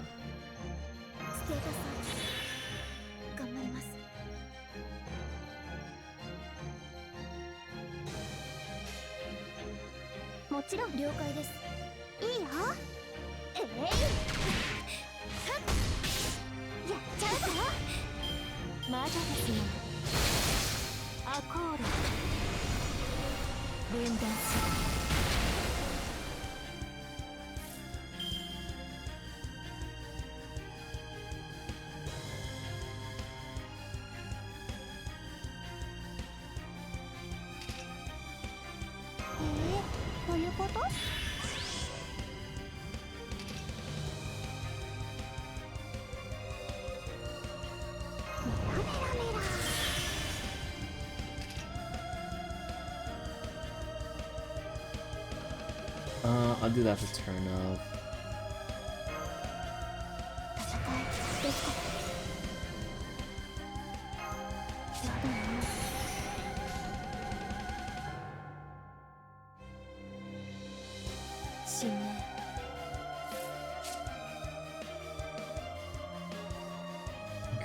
Okay, this is NP gain.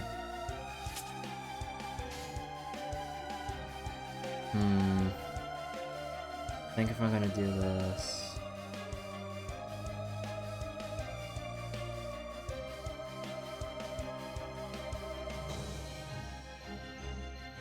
think I'll hold. もちろんいいよ Since we have target focus right now. ほどほどにねさてどこから潰し死になさいアコール Okay, there it is.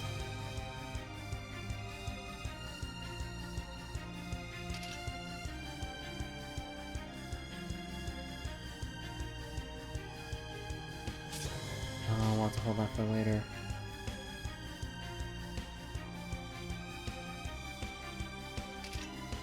Special attack up.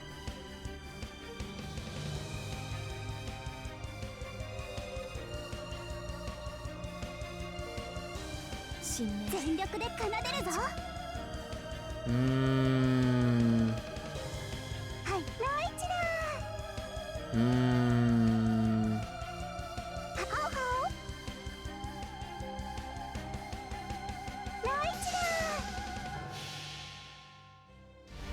度。いざやまい、守りて戻る。Maybe the overcharge might have been better. Oh my god, my damage, dude.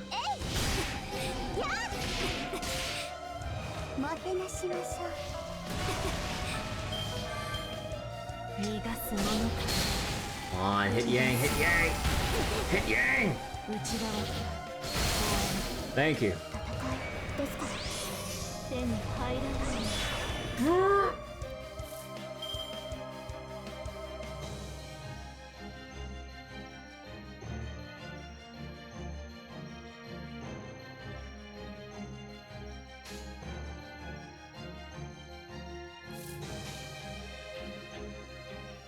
新名何の会長に私は最悪の責任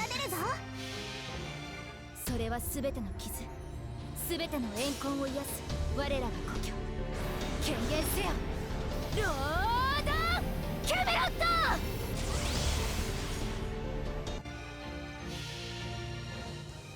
それはいつか来る兆しの星誰に呼ばれるまでもなくあなたは星をかざすでしょうアラウンドカリバ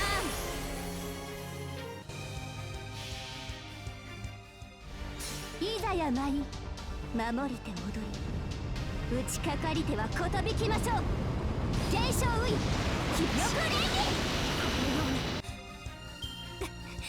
There we go. 簡単に終わらない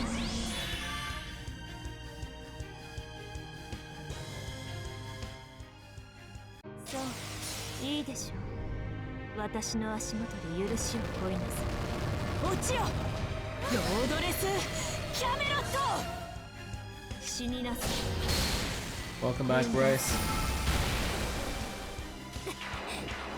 Wait, what? What the fuck is that thing? Decrease attack and crit star drop rate for all enemies each turn for 4 turns. What? She even has her own overcharge up? What the fuck? You have to use a revive for this. Oh boy.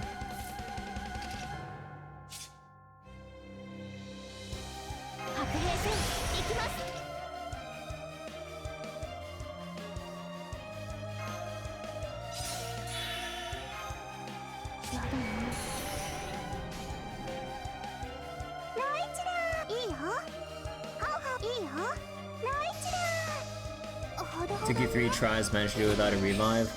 Overcharge up is why you use her in the immortal comp.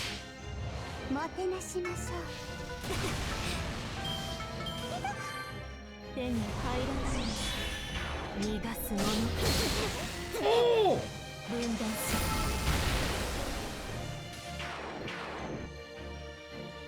I don't have a way to remove debuffs anymore. Wait, is that only 1 turn? Oh, okay, it's only 1 turn, but still.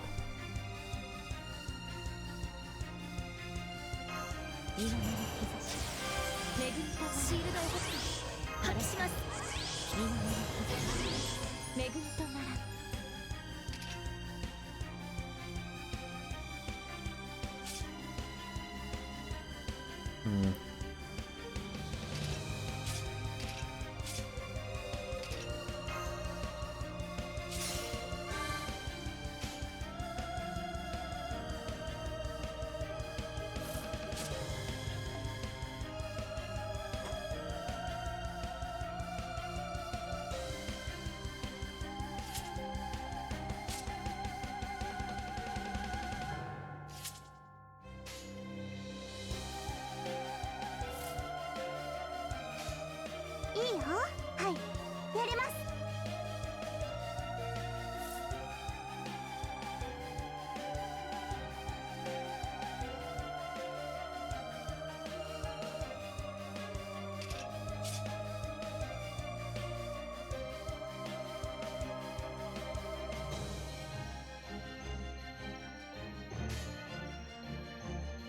了解です。いいよ。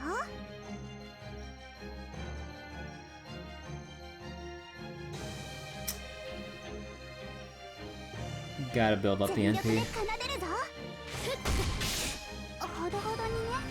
And apply the burn. いざやまい、守りて戻り、打ちかかりてはことびきましょう。継承ウィン、気力連に。 Alright, we did break her. Oh, we broke her. さて、どこから潰したものか分断する。 Wait, what? What? 簡単に終わらない。あまり悩ませない。楽しくなるでしょう。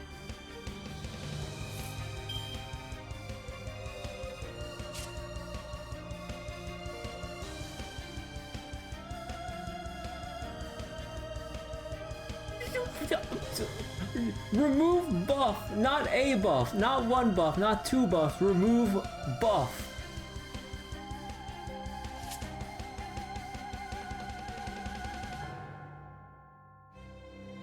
Oh, fuck me.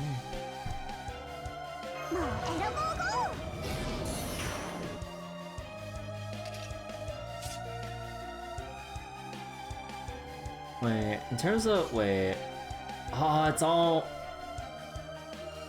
it's all Yang Yang cards here. Only one quick Hokusai.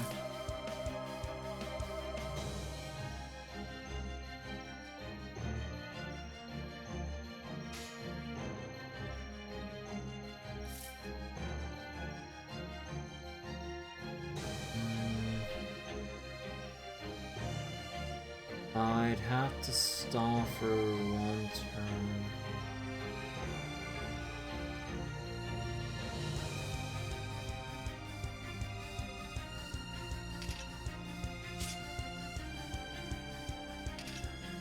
High Guts.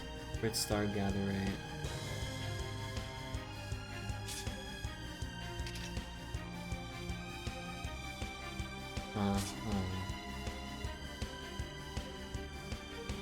Okay, so then I'll actually go use this earlier. Just for the guts. And to make sure we maintain the defense down, because she only still removes just 2, right? Yeah, just like the top says. So then it goes from newest debuff to oldest, right? So then the 2 burns we can apply through these. The burns will go away first.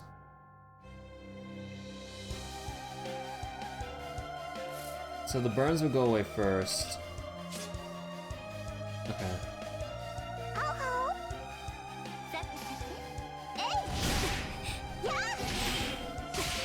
Oh, well, shit. Well, there goes that. Wait, oh wait, it removes the... Oh right, it removes the guts first, right. Duh, because it doesn't register the death. Well, fuck. I kind of forgot about that. For some reason, I had it in my mind that the guts would apply first and then the buff removal, but no, that doesn't work like that. Otherwise, like, fighting enemies with guts spam or guts-based gimmick fights in Challenge Quest would be near impossible. Right. Oh, wait, then... I can't even use... Wait... That means I can't even... use Invincible.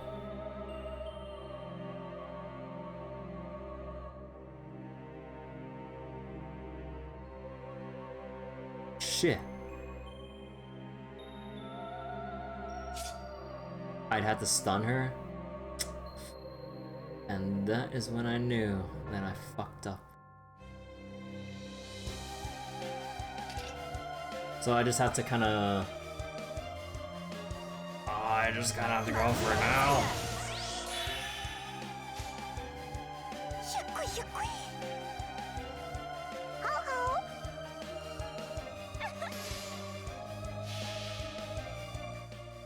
エロックはサツキの恋の吹き流しキルフリクローン青い同弁義経モロ阿弥陀諸国滝巡りこのようなほどほどにね豊足に憂いなく I really wish Yang's NP game was like decent. 死になさい。Oh! さてどこから潰したものか。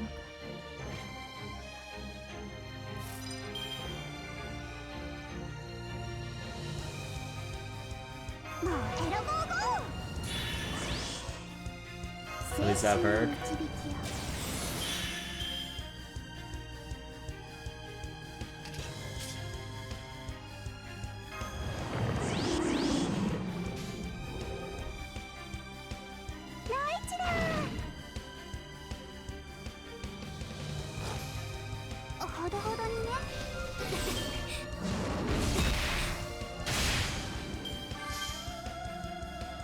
Oh, right. Actually, no, there's nothing I can actually do about this, given...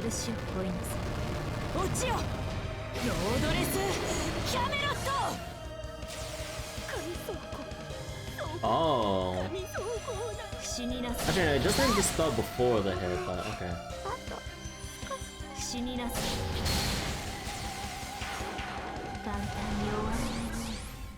Yeah, no, that's already 2 guts. Fuck. And my attack already got the spell too. Fuck. And I have the curse too. Well, it doesn't really matter whether or not this does a thing.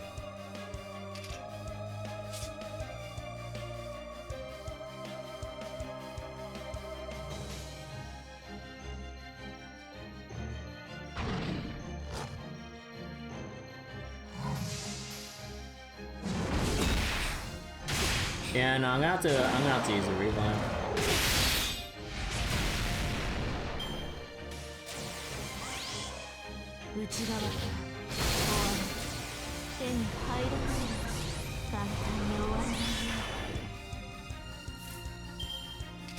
Yeah.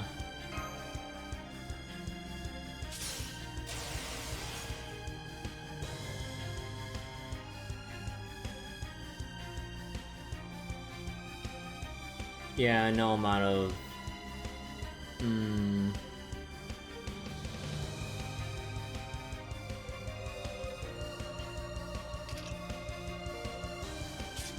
Yeah, it'll all get the spell anyway, so it's that and the curse tick will get me killed. Might as well. Alright, I'll just go use the revive because I don't want to, like, go through all this again. Oh, nice crit, though. A valiant effort, though, from Herc.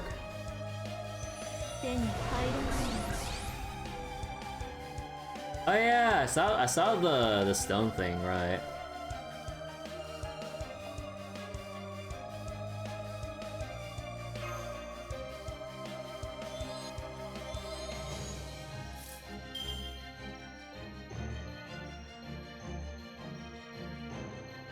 And of course, they don't fucking give me any Yang cards to burn when I need the scaling.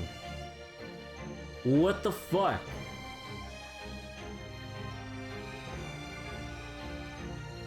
Oh, come on! Out of all the cards you could have drawn, you give me the one that I set to not burn.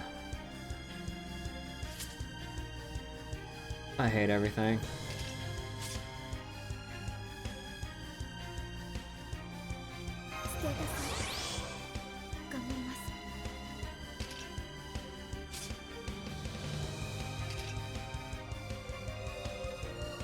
No, that's only when damaged.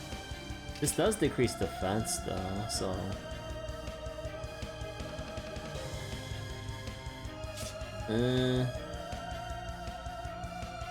I'd rather just... Let's see. And it's gonna get dispelled, so it doesn't matter if we overcharge. Well, sorta.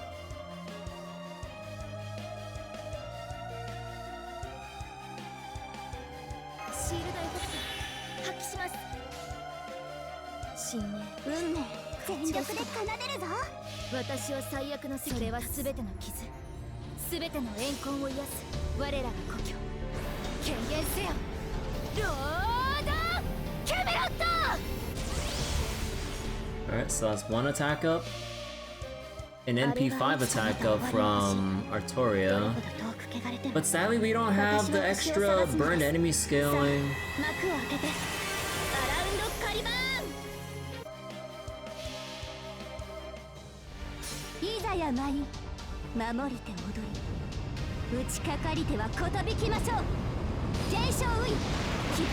Or was that enough, actually? I think... Hey, actually, mathematically that worked. Unfortunate that I had to burn the revive right at the end there, but... well. Oh, man. Like, if I actually had more of the cards line up a little bit better, I think I wouldn't actually need to use that revive. Because, like, I think if... Because, like... I honestly think that if I had, like, at least one Hokusai Arts card, I think it could have. Actually, no. I think that'd be like too close to call. I think like having one. I think having like the Arts Brave Chain would have pushed it over with how much extra damage we'll put out with Hokusai, and then Herc would have definitely been able to finish that off. Then, and I think I could have. I think I could have played... Actually, no. Could I have done Herc's skill order a tiny bit differently to maintain a buff? Or... Nah, probably not. Well, either way, though. What's done is done. Fuck this fight. Even though I did have it easy with that ley line stone, though.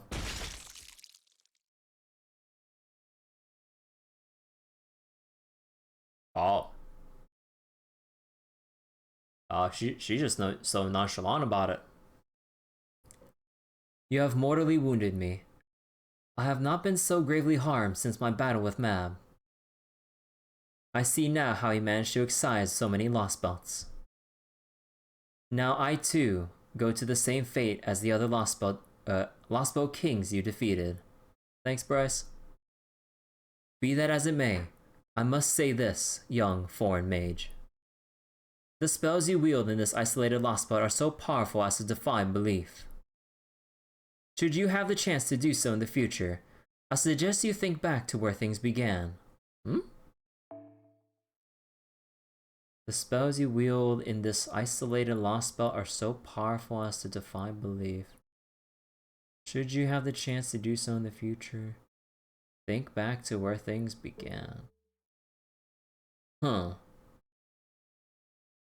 What is Chaldea? For what purpose was race shifting originally devised? Oh, we're thinking back, like... Oh.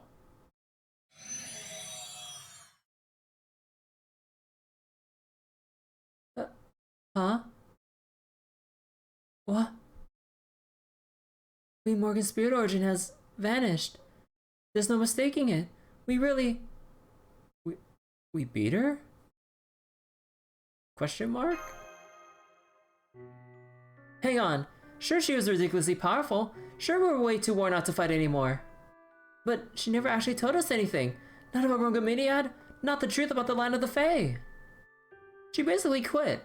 I mean, lost while she was ahead. We still have a ton of questions with no answers. Maybe so, but...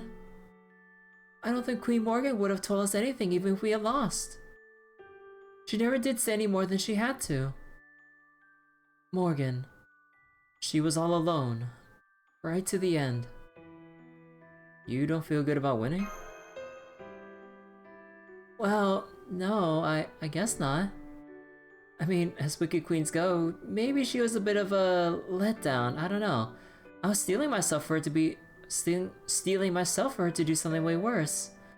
Well... We've got a bunch of fairies in the back, in like the background doing a bunch of other shit. Like, anyone want to track down Lord Spriggan? Woodwoes? What about, I mean, Barrel's still technically out there. He didn't actually die yet. He's like cursed as hell, quite literally cursed like hell right now. Still got like the aftermath of dealing with Mirian like committing genocide to the Fang clan fairies. We still haven't actually solved the mystery of the pit with Sir Nunos and everything. Oh man, I can't wait for the next lines. Kind of a weird thing to think after we ended things without losing anyone. You always called her queen, didn't you? Did I? I didn't realize. It's not like I meant anything by it. I mean, I definitely didn't respect her at all.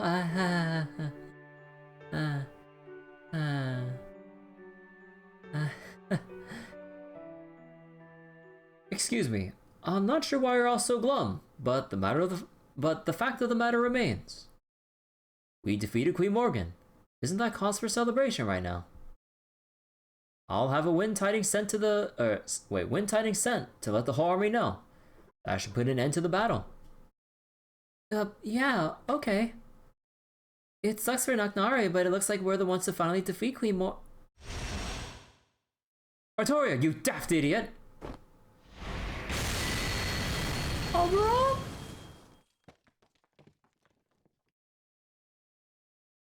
Huh? Oberon?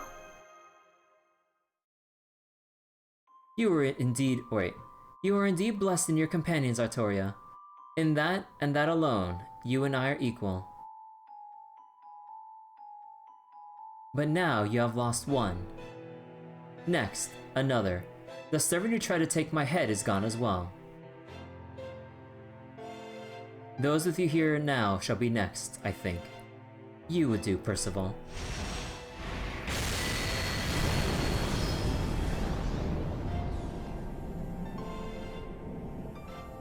That spell, so powerful. It came from the sky. No way, that's... Did you truly believe defeating one of me would end this battle? Oh my god.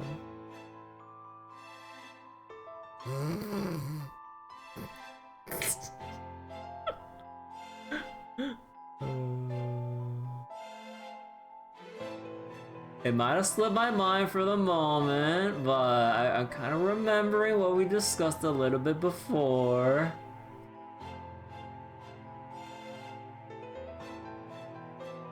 It seemed then I have been far too gentle in my rule over Fairy Britain. I should have taught you better. Any capable mage should be able to create copies of herself, each with her own abilities. Bruh, like she can literally make one-to-one fucking clones of herself. Or maybe near one-to-one, I don't know. But like, bro. Morgan is cracked. TLDR of the entirety of Lostbelt 6. Morgan is cracked. All with 3 bars too. Yeah, like that's like one of the most resilient fucking clones ever. Like what the fuck? Look to the sky. It's time you face the reality of your situation. It's all Morgan? Always has been. Better than Doughboy's clones. Unlimited Morgan works. I was like, oh yeah, we're totally done with like 3 arrows left after this. I thought there would have been some other kind of aftermath to deal with, but oh shit. I don't think anyone else has noticed something is off. Blanca's report. Soldiers screaming. Storms of destruction erupting all across Camelot. Naknari's troops. Muramasa dashing through the city on his own. Other brigades that have split up are being attacked all by the same enemy.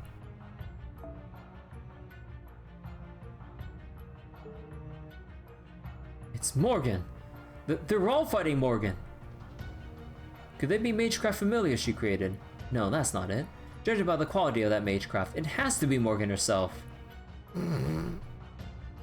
Those are thought copies. clones of Morgan with the exact properties of the original. The real Morgan still hasn't budged from the throne. She never needed the Tomlin at all. I can't believe this. How could I have screwed up so badly? I should have known a queen who's ruled Britain for 2,000 years wouldn't go down this easily. We should never have waged a war against her. We should have taken her by surprise and assassinated her. There was no point at all in putting together an army to match hers. Morgan alone is more powerful than every soldier in Britain combined. She could have massacred the entire rebel army on her own whenever she wanted, without even stepping off her throne. Bollocks! Blanca, where's Kirby's group? Where's Artoria? I shrink down to my smaller form and jump into the Sphinx Moth's back. Frustrated, the flimsy wings can't carry me faster. I'm getting a bad feeling about this. Not about anyone else, of course. I don't know anything about other people's fortunes. I only know about my own. And it's been telling me for a long time that my role is going to end here in this battle for Camelot. Hurry, hurry! It's okay if they lost to Morgan. They can always try again. What if they win? Everything will be over. I just know Artoria's gonna drop her guard once they win. I wanted and I warned them. I should have told them they need to keep fighting until they reach the throne, even if they won a battle or two. And so by the time I found them, it was too late to warn them. I had to make a choice. Do I protect Kirby or Artoria?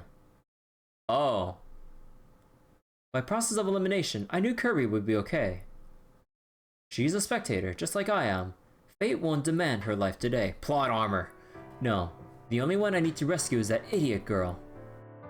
The girl who always leaps without looking, has no self-esteem whatsoever, but is also fiercely competitive and frustratingly obstinate. The girl who keeps her hold of her weird hang-ups like she's cradling a precious jewel in both hands. Artoria, you daft idiot!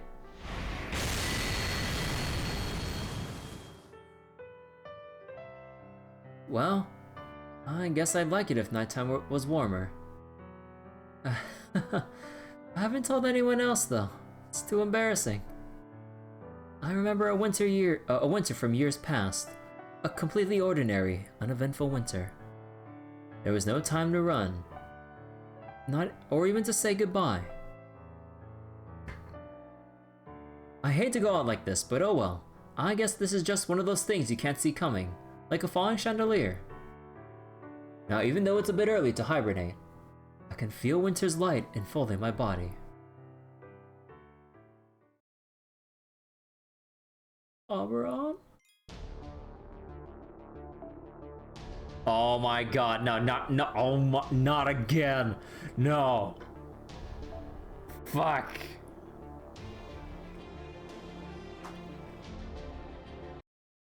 I now fear berserker icons.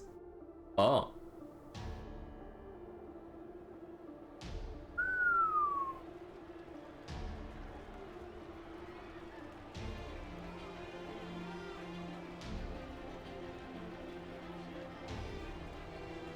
The triple Morgan fight? Oh my god. Yeah, something tells me she's gonna... Oh, excuse me. It was a storm that appeared out of nowhere. A curtain call given with no warning. Oh, just as strong as the last? No fucking way. The queen's shadows that appeared in Camelot's skies mercilessly ravaged the ground. Those who tried to retreat found new walls blocking their path. Any who thought to hide in nearby buildings quickly learned that the queen was willing to burn her own city to the ground to kill those who dared to rise against her. She was cruelly methodical. There could be no hope of fighting back. The rebels could only wait for death. Soon the advancing army's cries turned to screams of retreat. When they realized escape was impossible, their cries turned to despair. In the skies above was no queen. She was a witch. The Witch of Britain. She was an avatar of death. Her only purpose was to torment and destroy the fairies of the land. Oberon, everyone, Muramasa too? Are they really? I will not spare a single member of the rebel army. nor the foreign mage, nor her companions. That is the price of thinking you could hope to defeat me after but a single pilgrimage. All foolish enough to hail you as a savior shall pay it. You and your mission both end here. My fairy Britain has no need of paradise, or the outside world. Literally roll over for you. Fuck, dude.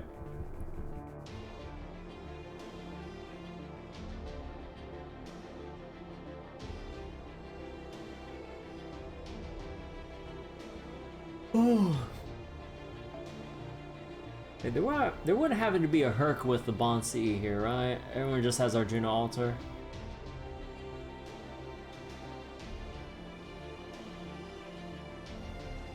Son of a bitch.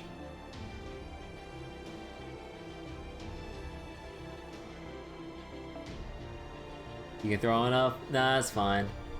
Your Herc isn't Bond 9. It's fine, Eska.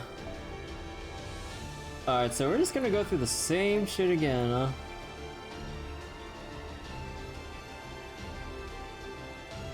Wait.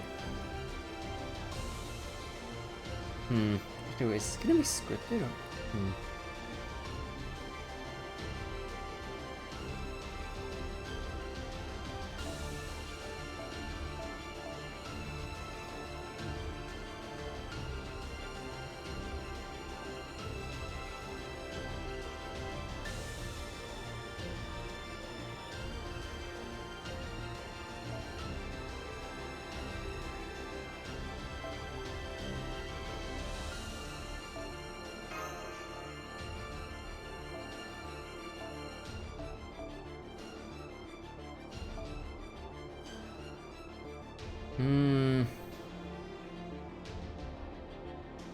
Doing it anyway since you had NP1 Kintoki filling a free slot.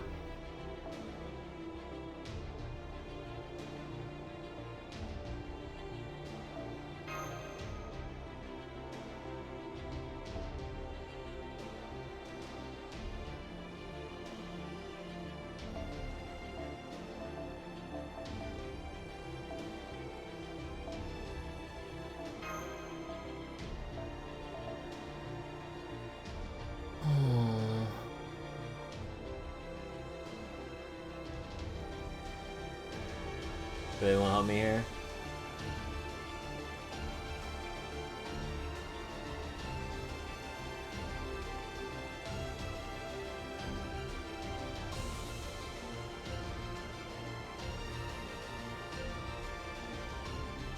Oh, fuck. Ooh, dude. I'm pretty sure since you're probably on the same boss, you can't just try to... No, wait. Oh, wait, does she... Wait, no, she only cleanses debuffs at the end of the turn, so we should still win.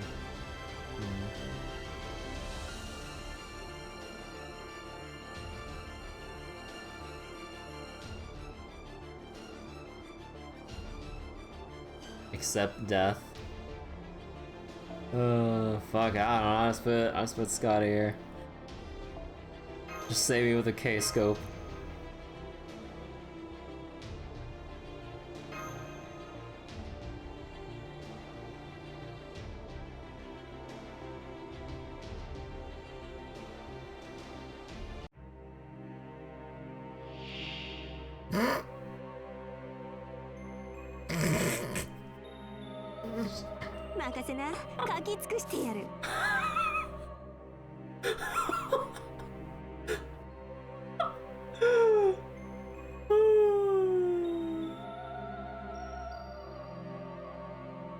Death, time to die. Oh my god, dude. What bullshit ass pull do we need to get out of this fucking situation?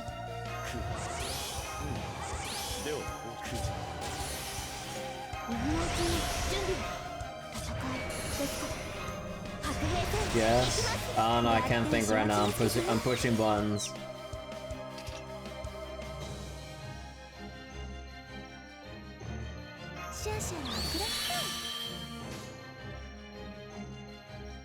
様トーンときたよ。したり本そじりしたそうか。本バカシリエイチリベイス富岳36系体大き波浦スサビこのような超こざいな。わらわらとふるめきな。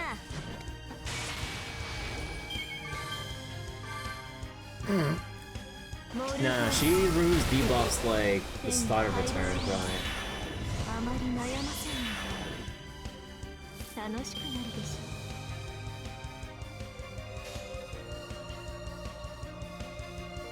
う。つまらん。ひょんなものだ。罠だ。罠だ。あらよ。手に入らない不死になさい。さてどこから潰したもの。 We're fucked. 物理で殴るだけ。ですから物理で殴るだけ。ですから様お務めだ。 Actually, no, I should have targeted someone else, but I don't think it really matters with how this fight's gonna go. Where is it? 破ってみせる。あれはいつか見た終わりの星。どれほど Actually, no, I didn't have an extra time. 私は星を探すのです。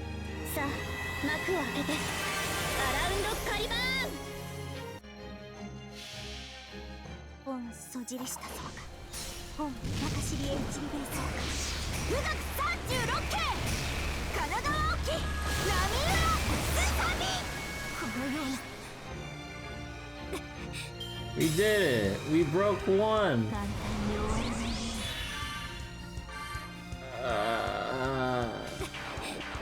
やだな。さてどこから潰したべきですか。よろしい。どこから潰したの。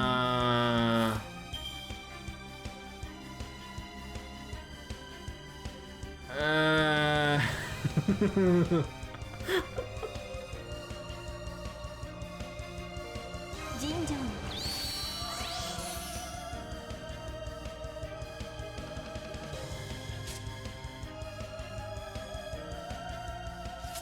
Suffer. Oh. つまらん。 Help. 罠だ。ここでまっす Rejoice.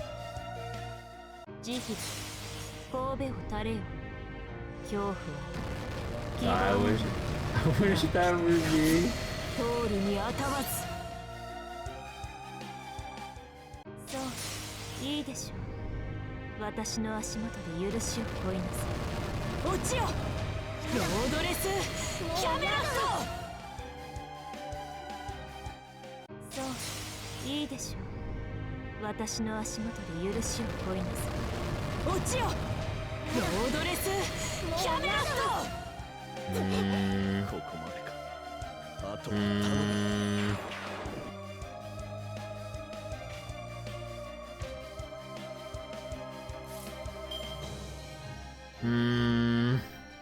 シールドエフェクト発揮します。ステータスシールドエフェクト発揮します。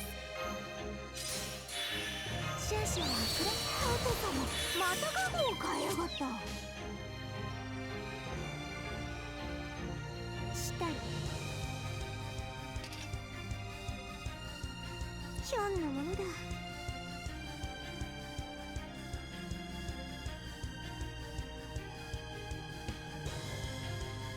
ひょんなものだ。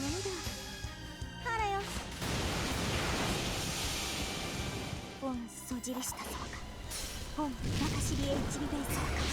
富岳36系体大き波浦スサビこのような。あらよ。わらわらとふるめきな。 Man, our damage sucks. いた。式はこうしてあげる。あまり悩めなさい。手に入らない楽しくなるでしょう。And guess what? They all buffed up instead of fucking attacking Mash with taunt up. Are you kidding me?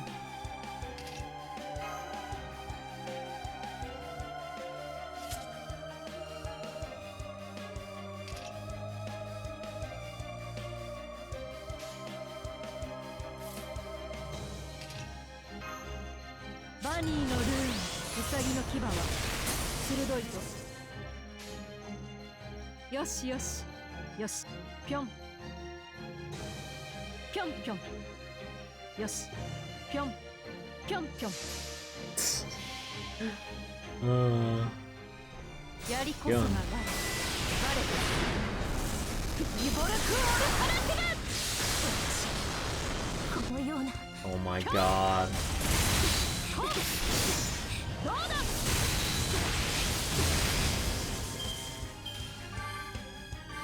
It's all fucked. It's all fucked. 神戸を垂れよ。恐怖は希望もない。何人褒めるじゃないか。通りに当たわず。カーキさんじやった。ぴょん。She said Pyo when she dies. さて、どこから潰したのに終わりに。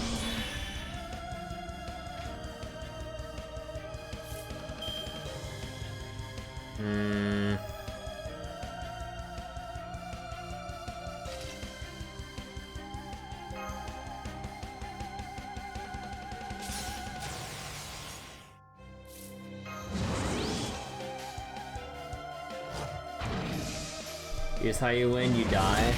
What do you mean I can't beat her? What? Her can save the day. See? We took out 2 bars out of 9. 楽しくなるでしょ。それは絶えず見た滅びのよう。最果てにありながら鳥は明日を待ち、ロードツ、キャメラ、あまり悩ませない。楽しくなるでしょ。そう、いいでしょう。 You can AoE stun NP every turn. Nah, but the issue is that she keeps dispelling debuffs at the start of her turn, allowing her to act. So it's literally impossible to stun her. She'll cleanse the stun and then act, like she's done already.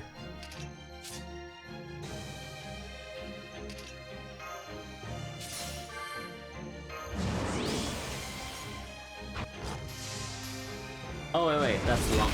Oh, whatever. Yeah, it doesn't really matter. Unwinnable then? Yeah.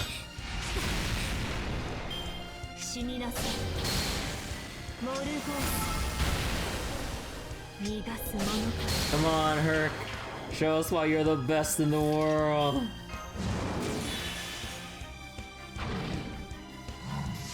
You can do it.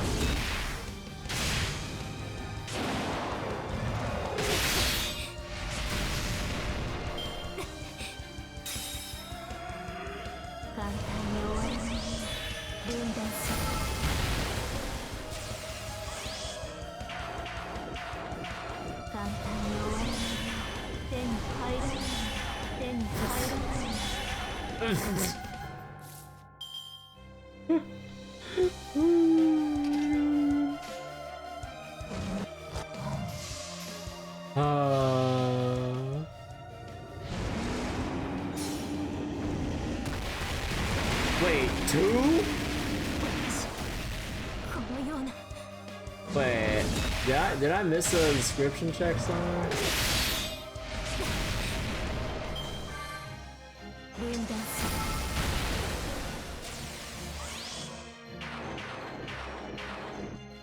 Wait, let me read that again? Oh, no, our NP was just... Oh, no, our attack down has been debuffed, our attacks have been debuffed so much where the NP itself does fuck all for damage. I think I only did extra damage just because of the Buster Chain itself, if I remember how the Buster Chain mechanics work.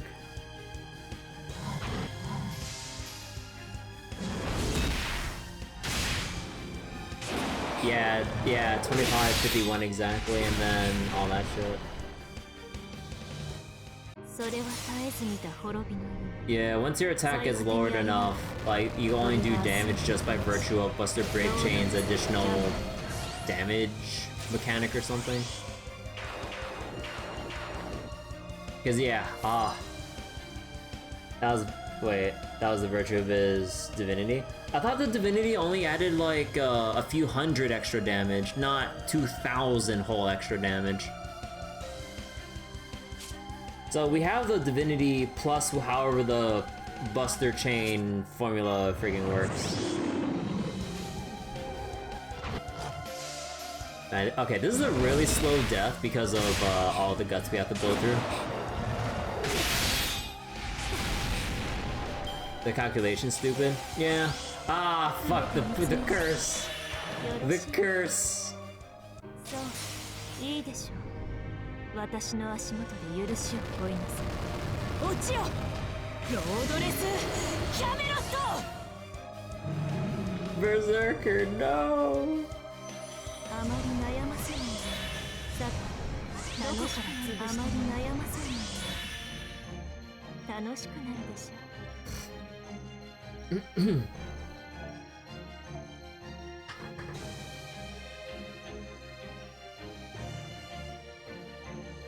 But yeah, so we have like the divinity and like the Buster Chain itself factoring in, but even then, yeah, it doesn't fucking matter.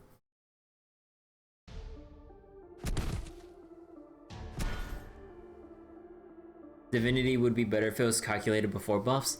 Yeah, it'd be nice if it was like before, like, calculation, if anything, not just like basically some superfluous like extra damage. The only way divinity would factor into anything would be during like those old CQs where enemies have like absurd levels of defense, or they have like fixed damage taken or whatever. That, or you'd have to dot them to death, like one of the early or I think one of the early or the earliest Neurofest, like you had, I forget who it was. Yeah, like whoever it was that had like what 400% defense or some shit or whatever, and you just had to dot them to death if you didn't have defense ignore. So the crabs, I think the crabs were the only one like that. It seems I needn't have been concerned about Merlin aiding you. How truly heartless he is.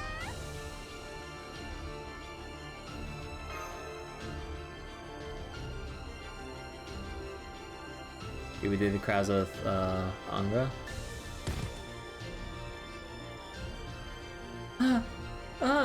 They're all. That's right. They're all going to die. And it is your fault. You came here with weak resolve, no chance of victory, and no trust in anyone. This is the result. Pitiful Avalon le Fae, my comrade who has blindly followed the prophecy to a dead end. You will have no thanks. You will have no help. You will go unrewarded, uncelebrated, unrecognized. You will die all alone, on a bloody hill, just as your counterpart did in proper human history. The Child of Prophecy's fate was sealed the moment you chose to save Britain. You see, you cannot save what is already dead. Rather than fighting me, you should have fought the duty, you should have fought the duty that you brought to me. I guess we'll see you next month. Don't remember which servant the boss was. We just lolled through with defense ignore NP. Yeah, if I remember correctly, when that came around, like I remember I don't think I had anyone with defense ignore, so I had to suffer through that shit. And I'm just like, what the fuck? Or I'm pretty sure, or was there any like free-to-play options with defense ignore? I don't remember. I think there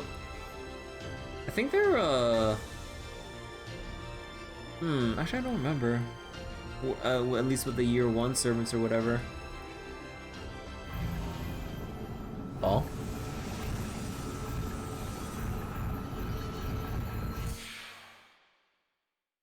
Oh, she just... Okay then. Huh, did she just disappear? Lubu has defense ignore? Wait, was Lubu... Did Lubu... No, Lubu was year 1, right? I don't remember. Hear me. Can you hear me? This is Aurora, head of the Wind Clan. I'm sorry I can't aid you in battle, but I hope I can at least be of help now. Wait, you're gonna disappear until I finish? Okay. I hope every fairy in Britain will hear what I have to say. It's Aurora. Her voice is carrying all throughout Camelot.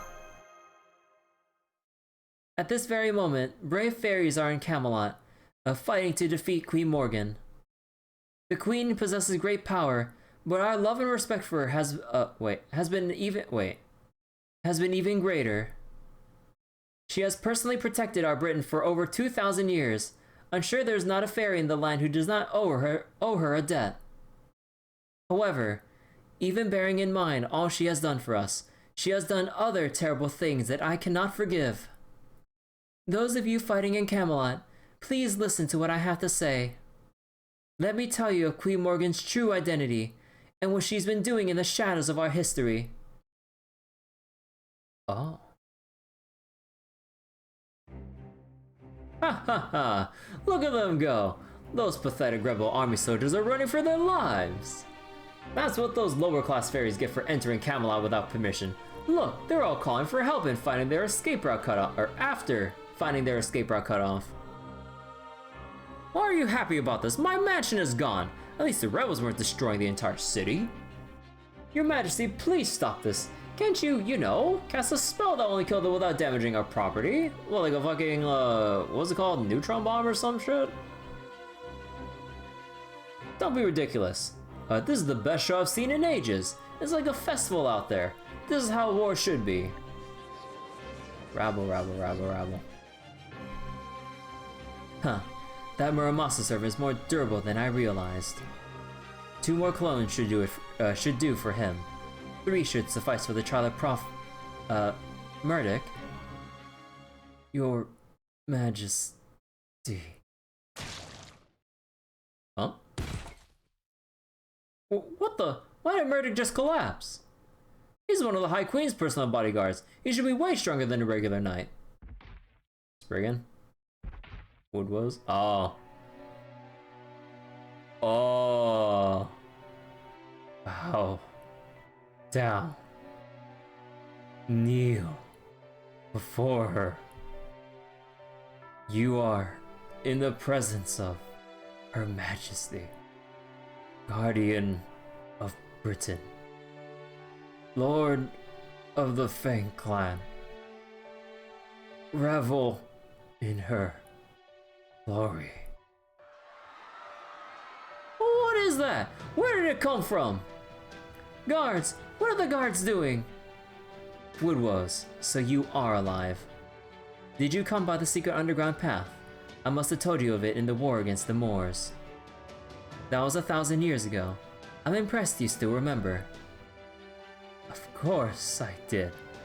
You told it to me in confidence, just in case. I have never forgotten, even for a moment.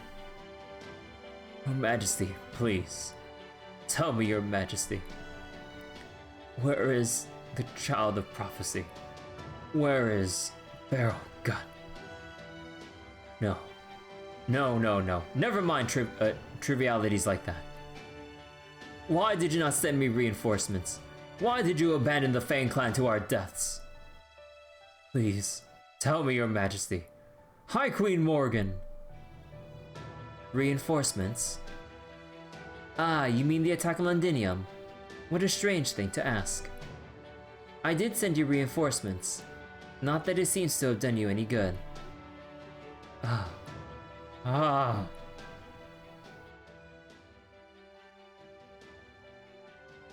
So you still insist on trusting Her Majesty? Very well, but please remember this. If Her Majesty tells you she did not send reinforcements, then all is well. Because, that would mean she trusted you enough, trusted you enough to believe you would have no need of them. But if she tells you she did send them, she's lying. Oh. That would be a lie meant to fool you, to conceal her decision to discard the Fang clan. You were there. You know for certain she didn't send reinforcements. There is no escaping that truth. If Her Majesty claims otherwise, then you will know she thinks of you and your clan are worthless.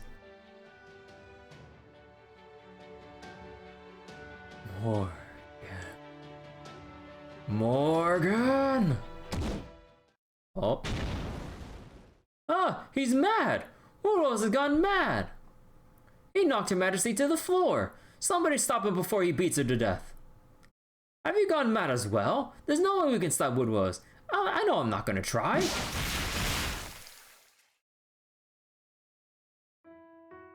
I'll kill you. I'll kill you! Our clan has been loyal to you for 2,000 years. I've been loyal to you for 1,000, and you made a mockery of it all. You never loved us. You never cared about us. Die. Die. Die. Die, die, die. I don't need a ruler who doesn't love me. Die, you damn witch. I should never have trusted you. I should be Britain's king. I'm an A-ray. I should stand all over others. Or over all others. Fairy Britain? A kingdom for us, for just us fairies? What a load of shit, if it weren't for you. You fool. After all the trouble I took to teach you manners. Your eyes are so bloodshot. You should see how horrible you look, or how absolutely horrible you look. But your fur is as soft as ever. Ah, young Woodrose. My brave Woodrose. Your fur was always the warmest, most precious thing in all of Britain.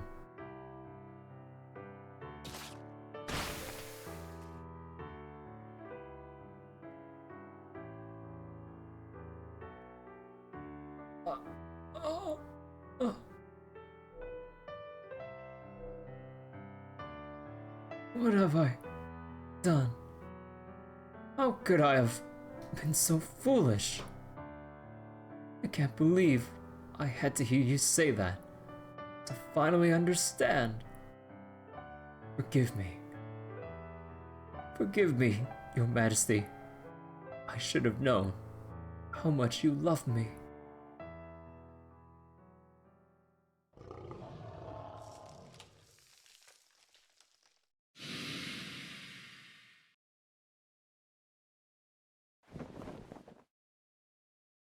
Your Majesty, thank goodness you're alright, but perhaps you should rest now. You're in no condition to...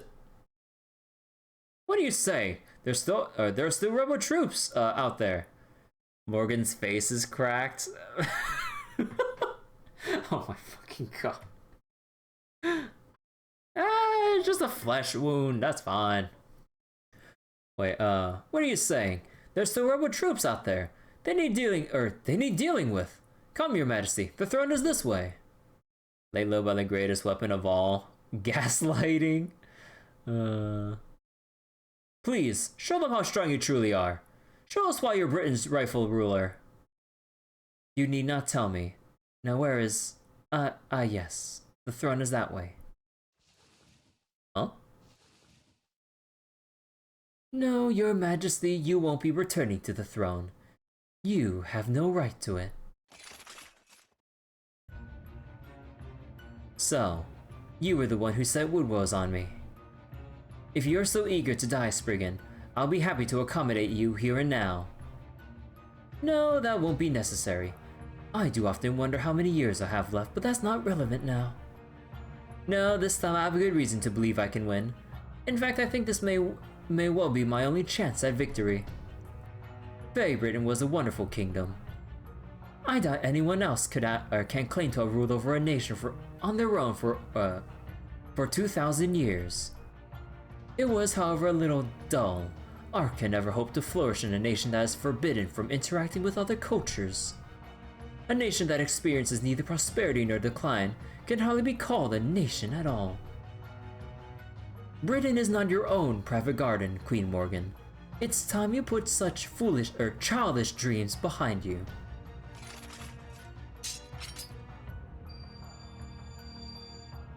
I have failed to realize the extent to which you underestimated me. Impressive. Even were there nothing more than my head left of me, mere foot soldiers could never hope to kill me.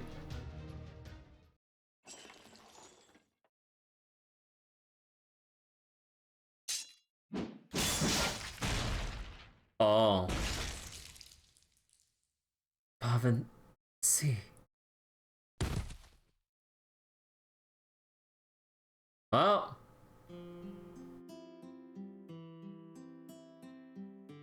Dismembered girl.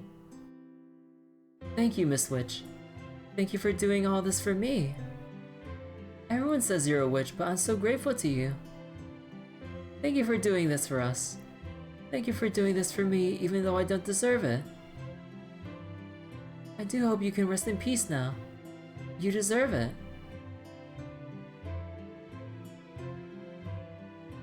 In the beginning, before I had a single companion, I was known as a witch rather than a savior. One day I awoke in Orkney with all the knowledge my other self had sent me. The Morgan of proper human history. The fairy queen who entrusted everything to me, even knowing it would cost her her life. That was when I learned of Morgan's fate. She never found a place where she belonged in proper human history. She was born to be Britain's heir, yet she lost that to King Arthur. For Morgan, the Isle of Britain was everything. Without it, she herself was worthless. When she lost Britain, she lost her worth. She must have been heartbroken seeing what became of this Britain when she was summoned here. But at the same time, I think she had another thought as well. This time, I can succeed.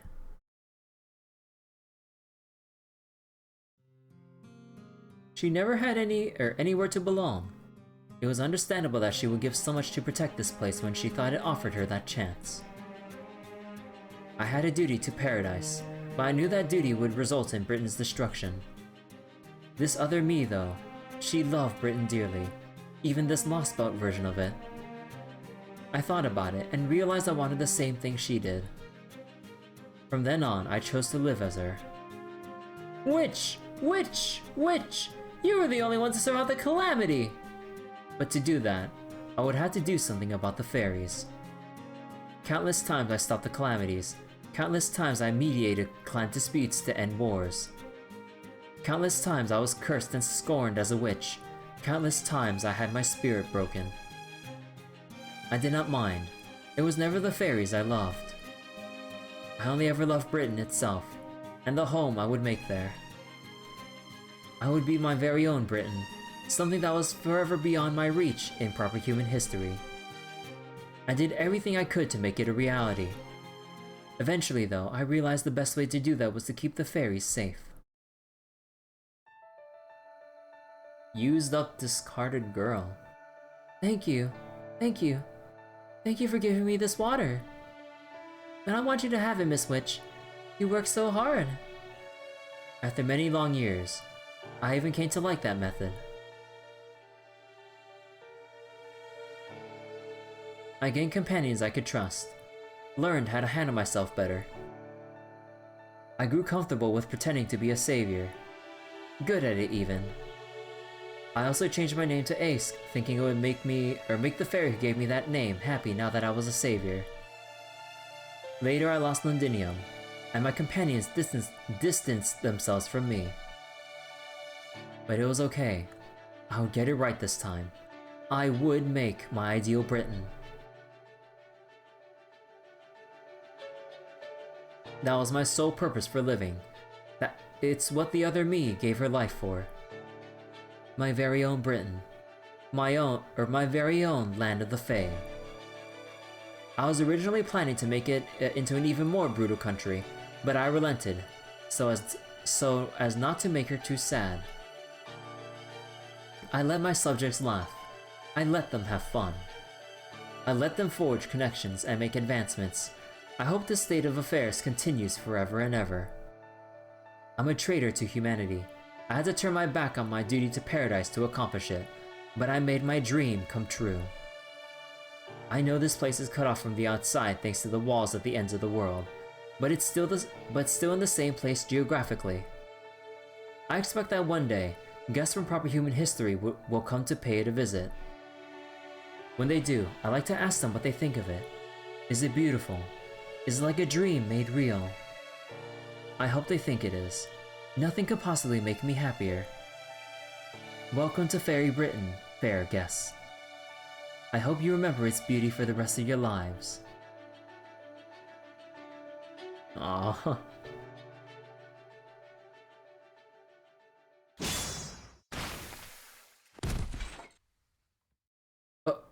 Huh? I told you how you underestimated me, that even as no more than a head I could.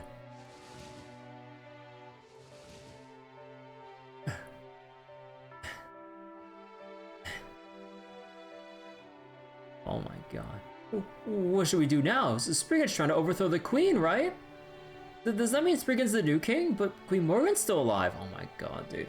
These fairies are like the saddest bunch of fucking indecisive people I've ever seen. Holy shit. Just fucking pick. Yeah, but she can only use her left hand now. How can she defeat the rebel army like that? Hang on, then what will happen to us? The rebels will kill us all. Should we help Her Majesty? Spriggan won't stand a chance against the rebels. Maybe Queen Morgan can still do something if she gets back to the throne. Oh my god, they're all just fucking children waiting on the sidelines, waiting for their parents to tell them what to do next, dude. No way, just look at what a mess she is now. I don't want to touch her. Besides, showing either side support could go badly for us. Oh my god, dude. Yeah, good point. We should just see how things play out and go with the winner. Fucking bandwagoners, dude. However, even bearing in mind all she has done for us, she has done other terrible things that I cannot ignore. Those of you fighting in Camelot, please listen to what I have to say. Let me tell you of Queen Morgan's true identity, and what she has been doing in the shadows of our history. That's a wind tiding from Aurora. What's she going to tell us? Everything that's happened here in Fairy Britain has been one woman's selfish scheme. Ace the Savior is remembered for having saved the Fae kind, saved Fae kind in the Fae era. But she was never a fairy of this Britain. She is an enemy who came from another world. Her goal, her only goal, was to rule Britain for herself. To that end, she summoned countless calamities and broke the bonds that bind our clans.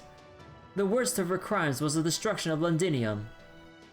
Uther was supposed to be Britain's rightful king, and she killed him, shattering the unity of the clans. All because she couldn't stand anyone else being king. Then, thanks to all that the blood spilled and hatred fomented through that conflict, that great calamity became the worst one in history. There are only a few fairies left who were still alive then to remember this. But 2,000 years ago, our Britain was completely destroyed. Oh, what's Aurora talking about? Us? Destroyed? That can't be right. If that were true, why are there still fairies around today? No, perhaps it would have been better if the Great Calamity had wiped us out. At least, then the few fairies to survive could have gone on to create a peaceful Britain. But that never happened. After Ace, Morgan the Witch survived Londinium's destruction, she hatched a truly terrible scheme. She decided to use our precious world tree for her own selfish desires. She stole all the magical energy stored inside the tree, leaving it a dry, dead husk in the process, and used that energy to resurrect us. I believe the method she used is known as the Chaldean summoning system. Wait.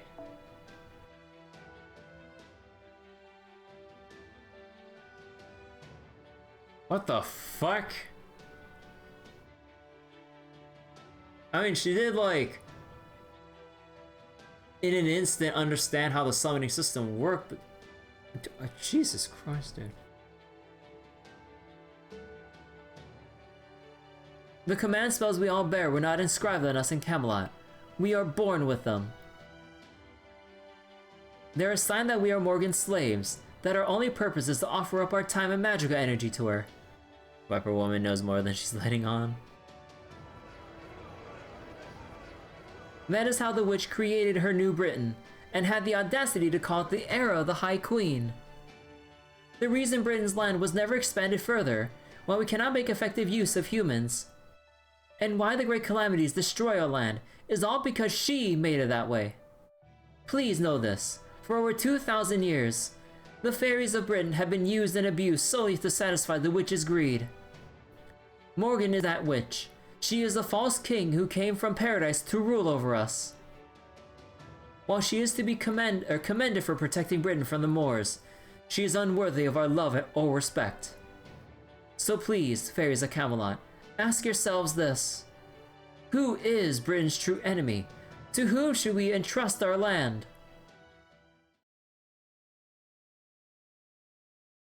How could she do that to us? She's terrible. Horrible. You're right, she is. How dare she call herself a queen? Really, when you think about it. What do we need her for anyway? Uh-oh, they're even more worked up than I expected. And he just dips out of it.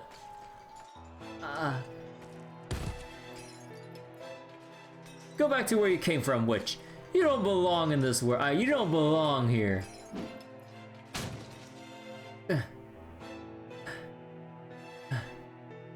Damn, even throwing things at her isn't stopping her. Fine then, we'll just have to use the soldiers' swords. Yeah, good idea. You can't fool us any longer, witch. You. What are you? Shut up. It's all your fault our world is so terrible. You're wrong. I must get back to the throne. Without me. How dare you destroy our world over and over, especially when you can't do anything on your own. Stop. Stop. Somebody. Please. Witch! Witch! You could have made a much better world, but no. You just had to be lazy about it. So, about the pit, everyone. Stop. Please. I must get to the throne. Useless witch. Worthless fairy. False queen. We don't need a pathetic ruler like you. Put me back on the throne. This world is the pits. Dude, fuck these fairies. I don't want to lose Britain again. Fairies don't understand shit. Yeah, like as long as someone speaks with a loud enough fucking voice in the right, like, confusing situation, they'll literally believe whoever, like, says something first and will block out anything else. Like, oh my god, just fucking mob mentality is just what makes up, like, most of the snobby elitist fairies of Britain. Like, Jesus, dude. Oh my god. Sit on their asses, like, for this entire Lostbelt, and then someone, like, through the winds tell them, hey, she's a liar. It's like, no way. I'm just like, oh my god, dude. If they actually inherited their predecessors' memories, things might be different. Yeah, they're like they're basically like children with blank slate memories that need to be told shit, or just don't know how to do anything for themselves as individuals. They just laugh like everything's just not their business and go, oh, look at those people suffering. It's like, oh shit, they're here. Do something for us. I'm just like, oh my god, I hate these people so much. Ugh,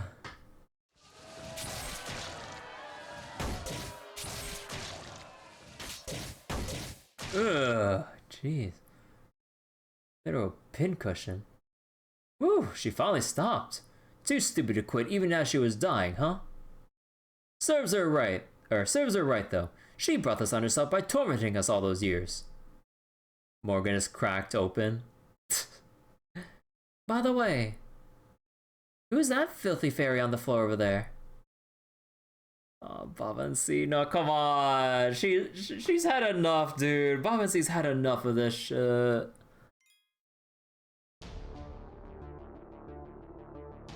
The evil queen, the tyranny has vanquished, happy ending? Yeah! Yeah! Meanwhile... Where the fuck in the pit? No idea. Yeah! It's a totally happy ending! Morgan's gone! Wait, that bell!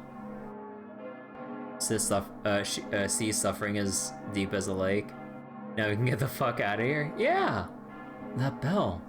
Does that mean... Attention everyone! We just received a message from Naknari's army. So wait. Hey Asuka. Morgan did nothing wrong. Fuck literally every fairy in Britain, especially fuck Aurora. Let your voice or Nonos rise up out of that pit and devour Aurora. Yeah! Aurora kinda told everyone, was kinda like the last thing to tip over the whole Jenga tower with that wind tiding. Not literally every fairy, but most of them. 99% of fairies. I have arrived at the throne and rung the bell of victory as proof. As for Queen Morgan, Aurora's knights executed her in the throne room. The former queen's officials have been captured. The throne room shall be placed under the supervision of Naknari's army. And Spriggan, who was instrumental in bringing Morgan to justice, shall be temporarily appointed head of the 6th clan. What?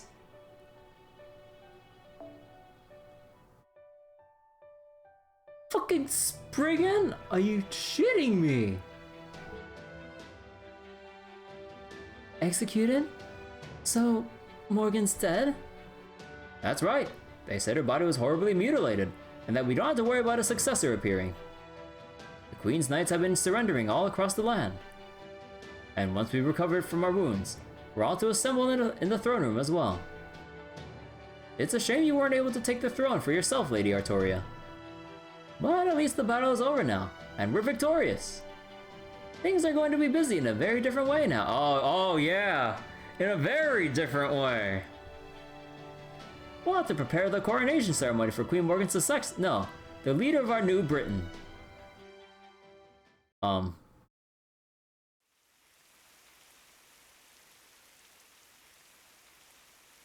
what it's worth, you don't think she's dead? Nah, I can imagine some more bullshit coming up. Why? Why? Why do you always do this, Bavansi? She cradled me in her arms and wept for me as though she were the one suffering. But I'm already dead. I'm always dead. I'm always too late. I only ever find you after it's over. As Morsgan? No matter how many times you were born, this is always what happens to you. Every time you were used, deceived, manipulated, discarded after you've broken.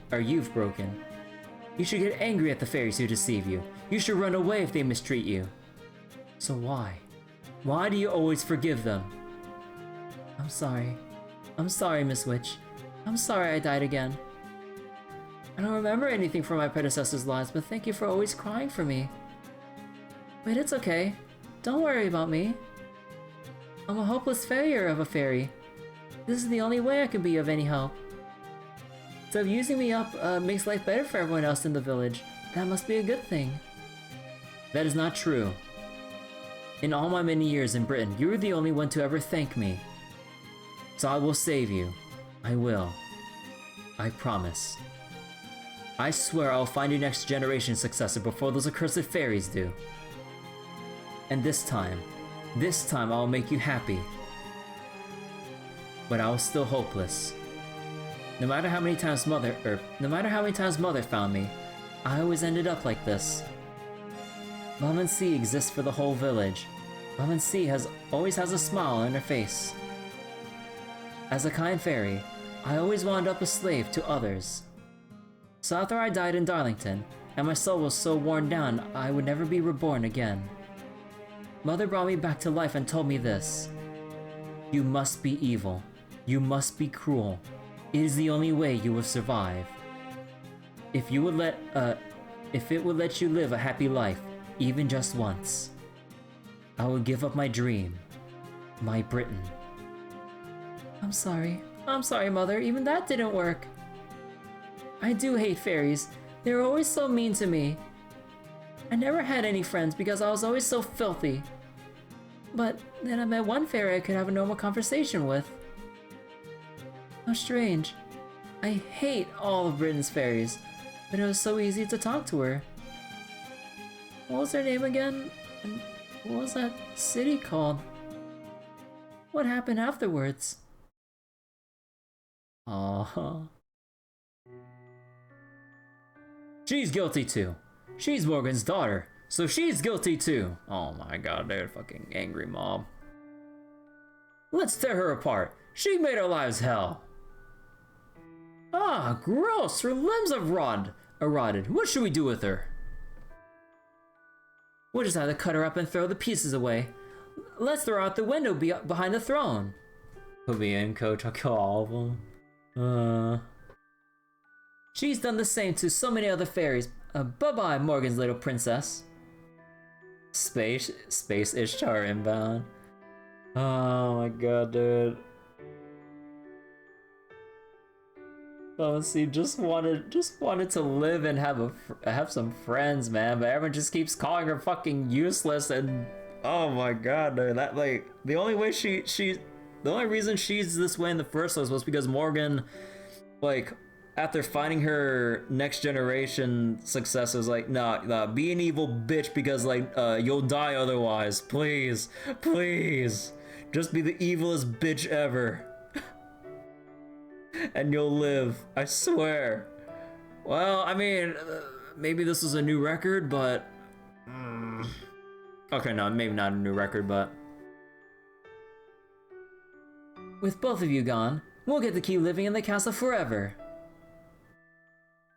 Torture and abuse her for thousands of years? Like, yeah.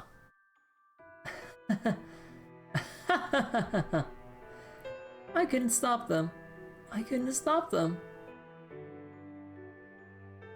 Sadly, she went too far. She was too evil and cruel. Yeah. Maybe she should have just like... Not far enough, to be honest. Maybe she should have went far enough to beat them within an inch of their lives, instead of outright massacring people. I don't fucking know though. I mean, then again, I think regardless of how she should have been evil and cruel, I think the fairies just fucked anyways. Like, all the fairies who mistreated her. It's not a matter what the other fairies deserve. It's what will get her less of their ire. You're pretty fierce against the fairies after this. I mean, I'm pretty fierce against like all the fairies who can't either think for themselves or just go full on like angry mob like at the flip of a switch, or they just like unreasonably just like go against like Ace or Morgan or whatever the fuck, just on a fucking whim, just because they don't know what else to fucking do with their fucking lives. I don't know, man. I saw them pulverizing Mother, but I was too scared to stop them. Ah.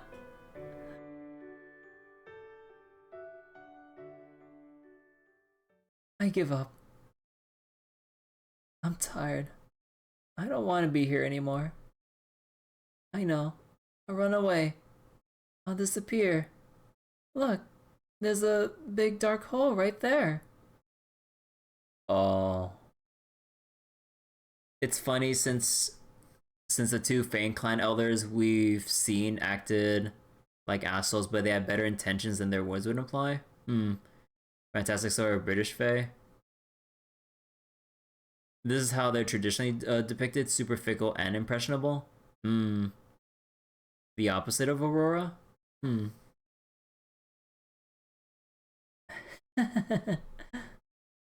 Cernanos.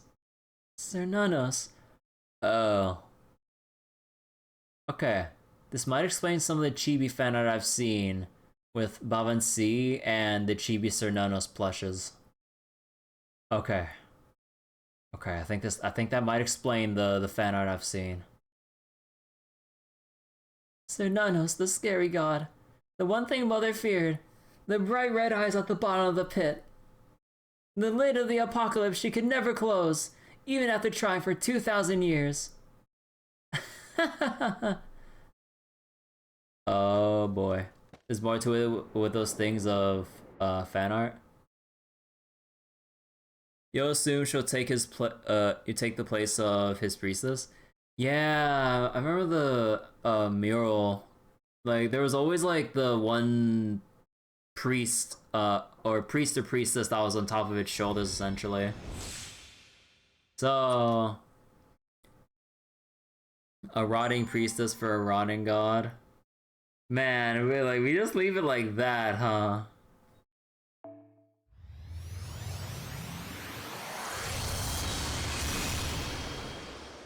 Man, we just leave it like that. Behold and rejoice, for the Winter Queen lay vanquished. May your works recognized. Britain enters a new age. The denouement to this tale will be held at the cathedral in the coming days. Until then, may you find respite in your journey.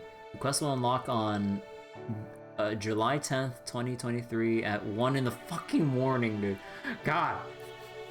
The thing that sucks about this going up at 1 in the morning for me is that I'm gonna have to wait till nighttime of that day to then read it, because I ain't reading this shit until like 4 in the morning.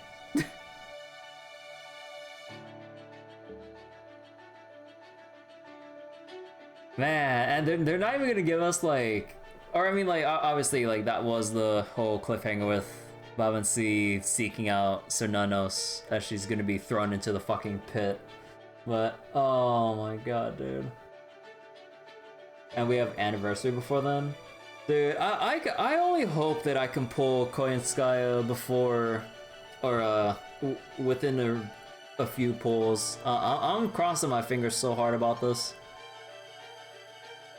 So wait, this is something you've heard people say, but fan translation quality, take a grain of salt. But people think that Bavansi may be the reincarnation of his priestess to start with. Oh, actually, I can buy that. I can buy that theory. Huh. So any next week 6.3 the one after? Yeah, entirely possible. Yeah, I mean like the whole entire thing of like Fairy Britain in general is just the whole thing of like successors and essentially reincarnation, or however the fuck it exactly works again. So yeah, I can see that. But oh my god.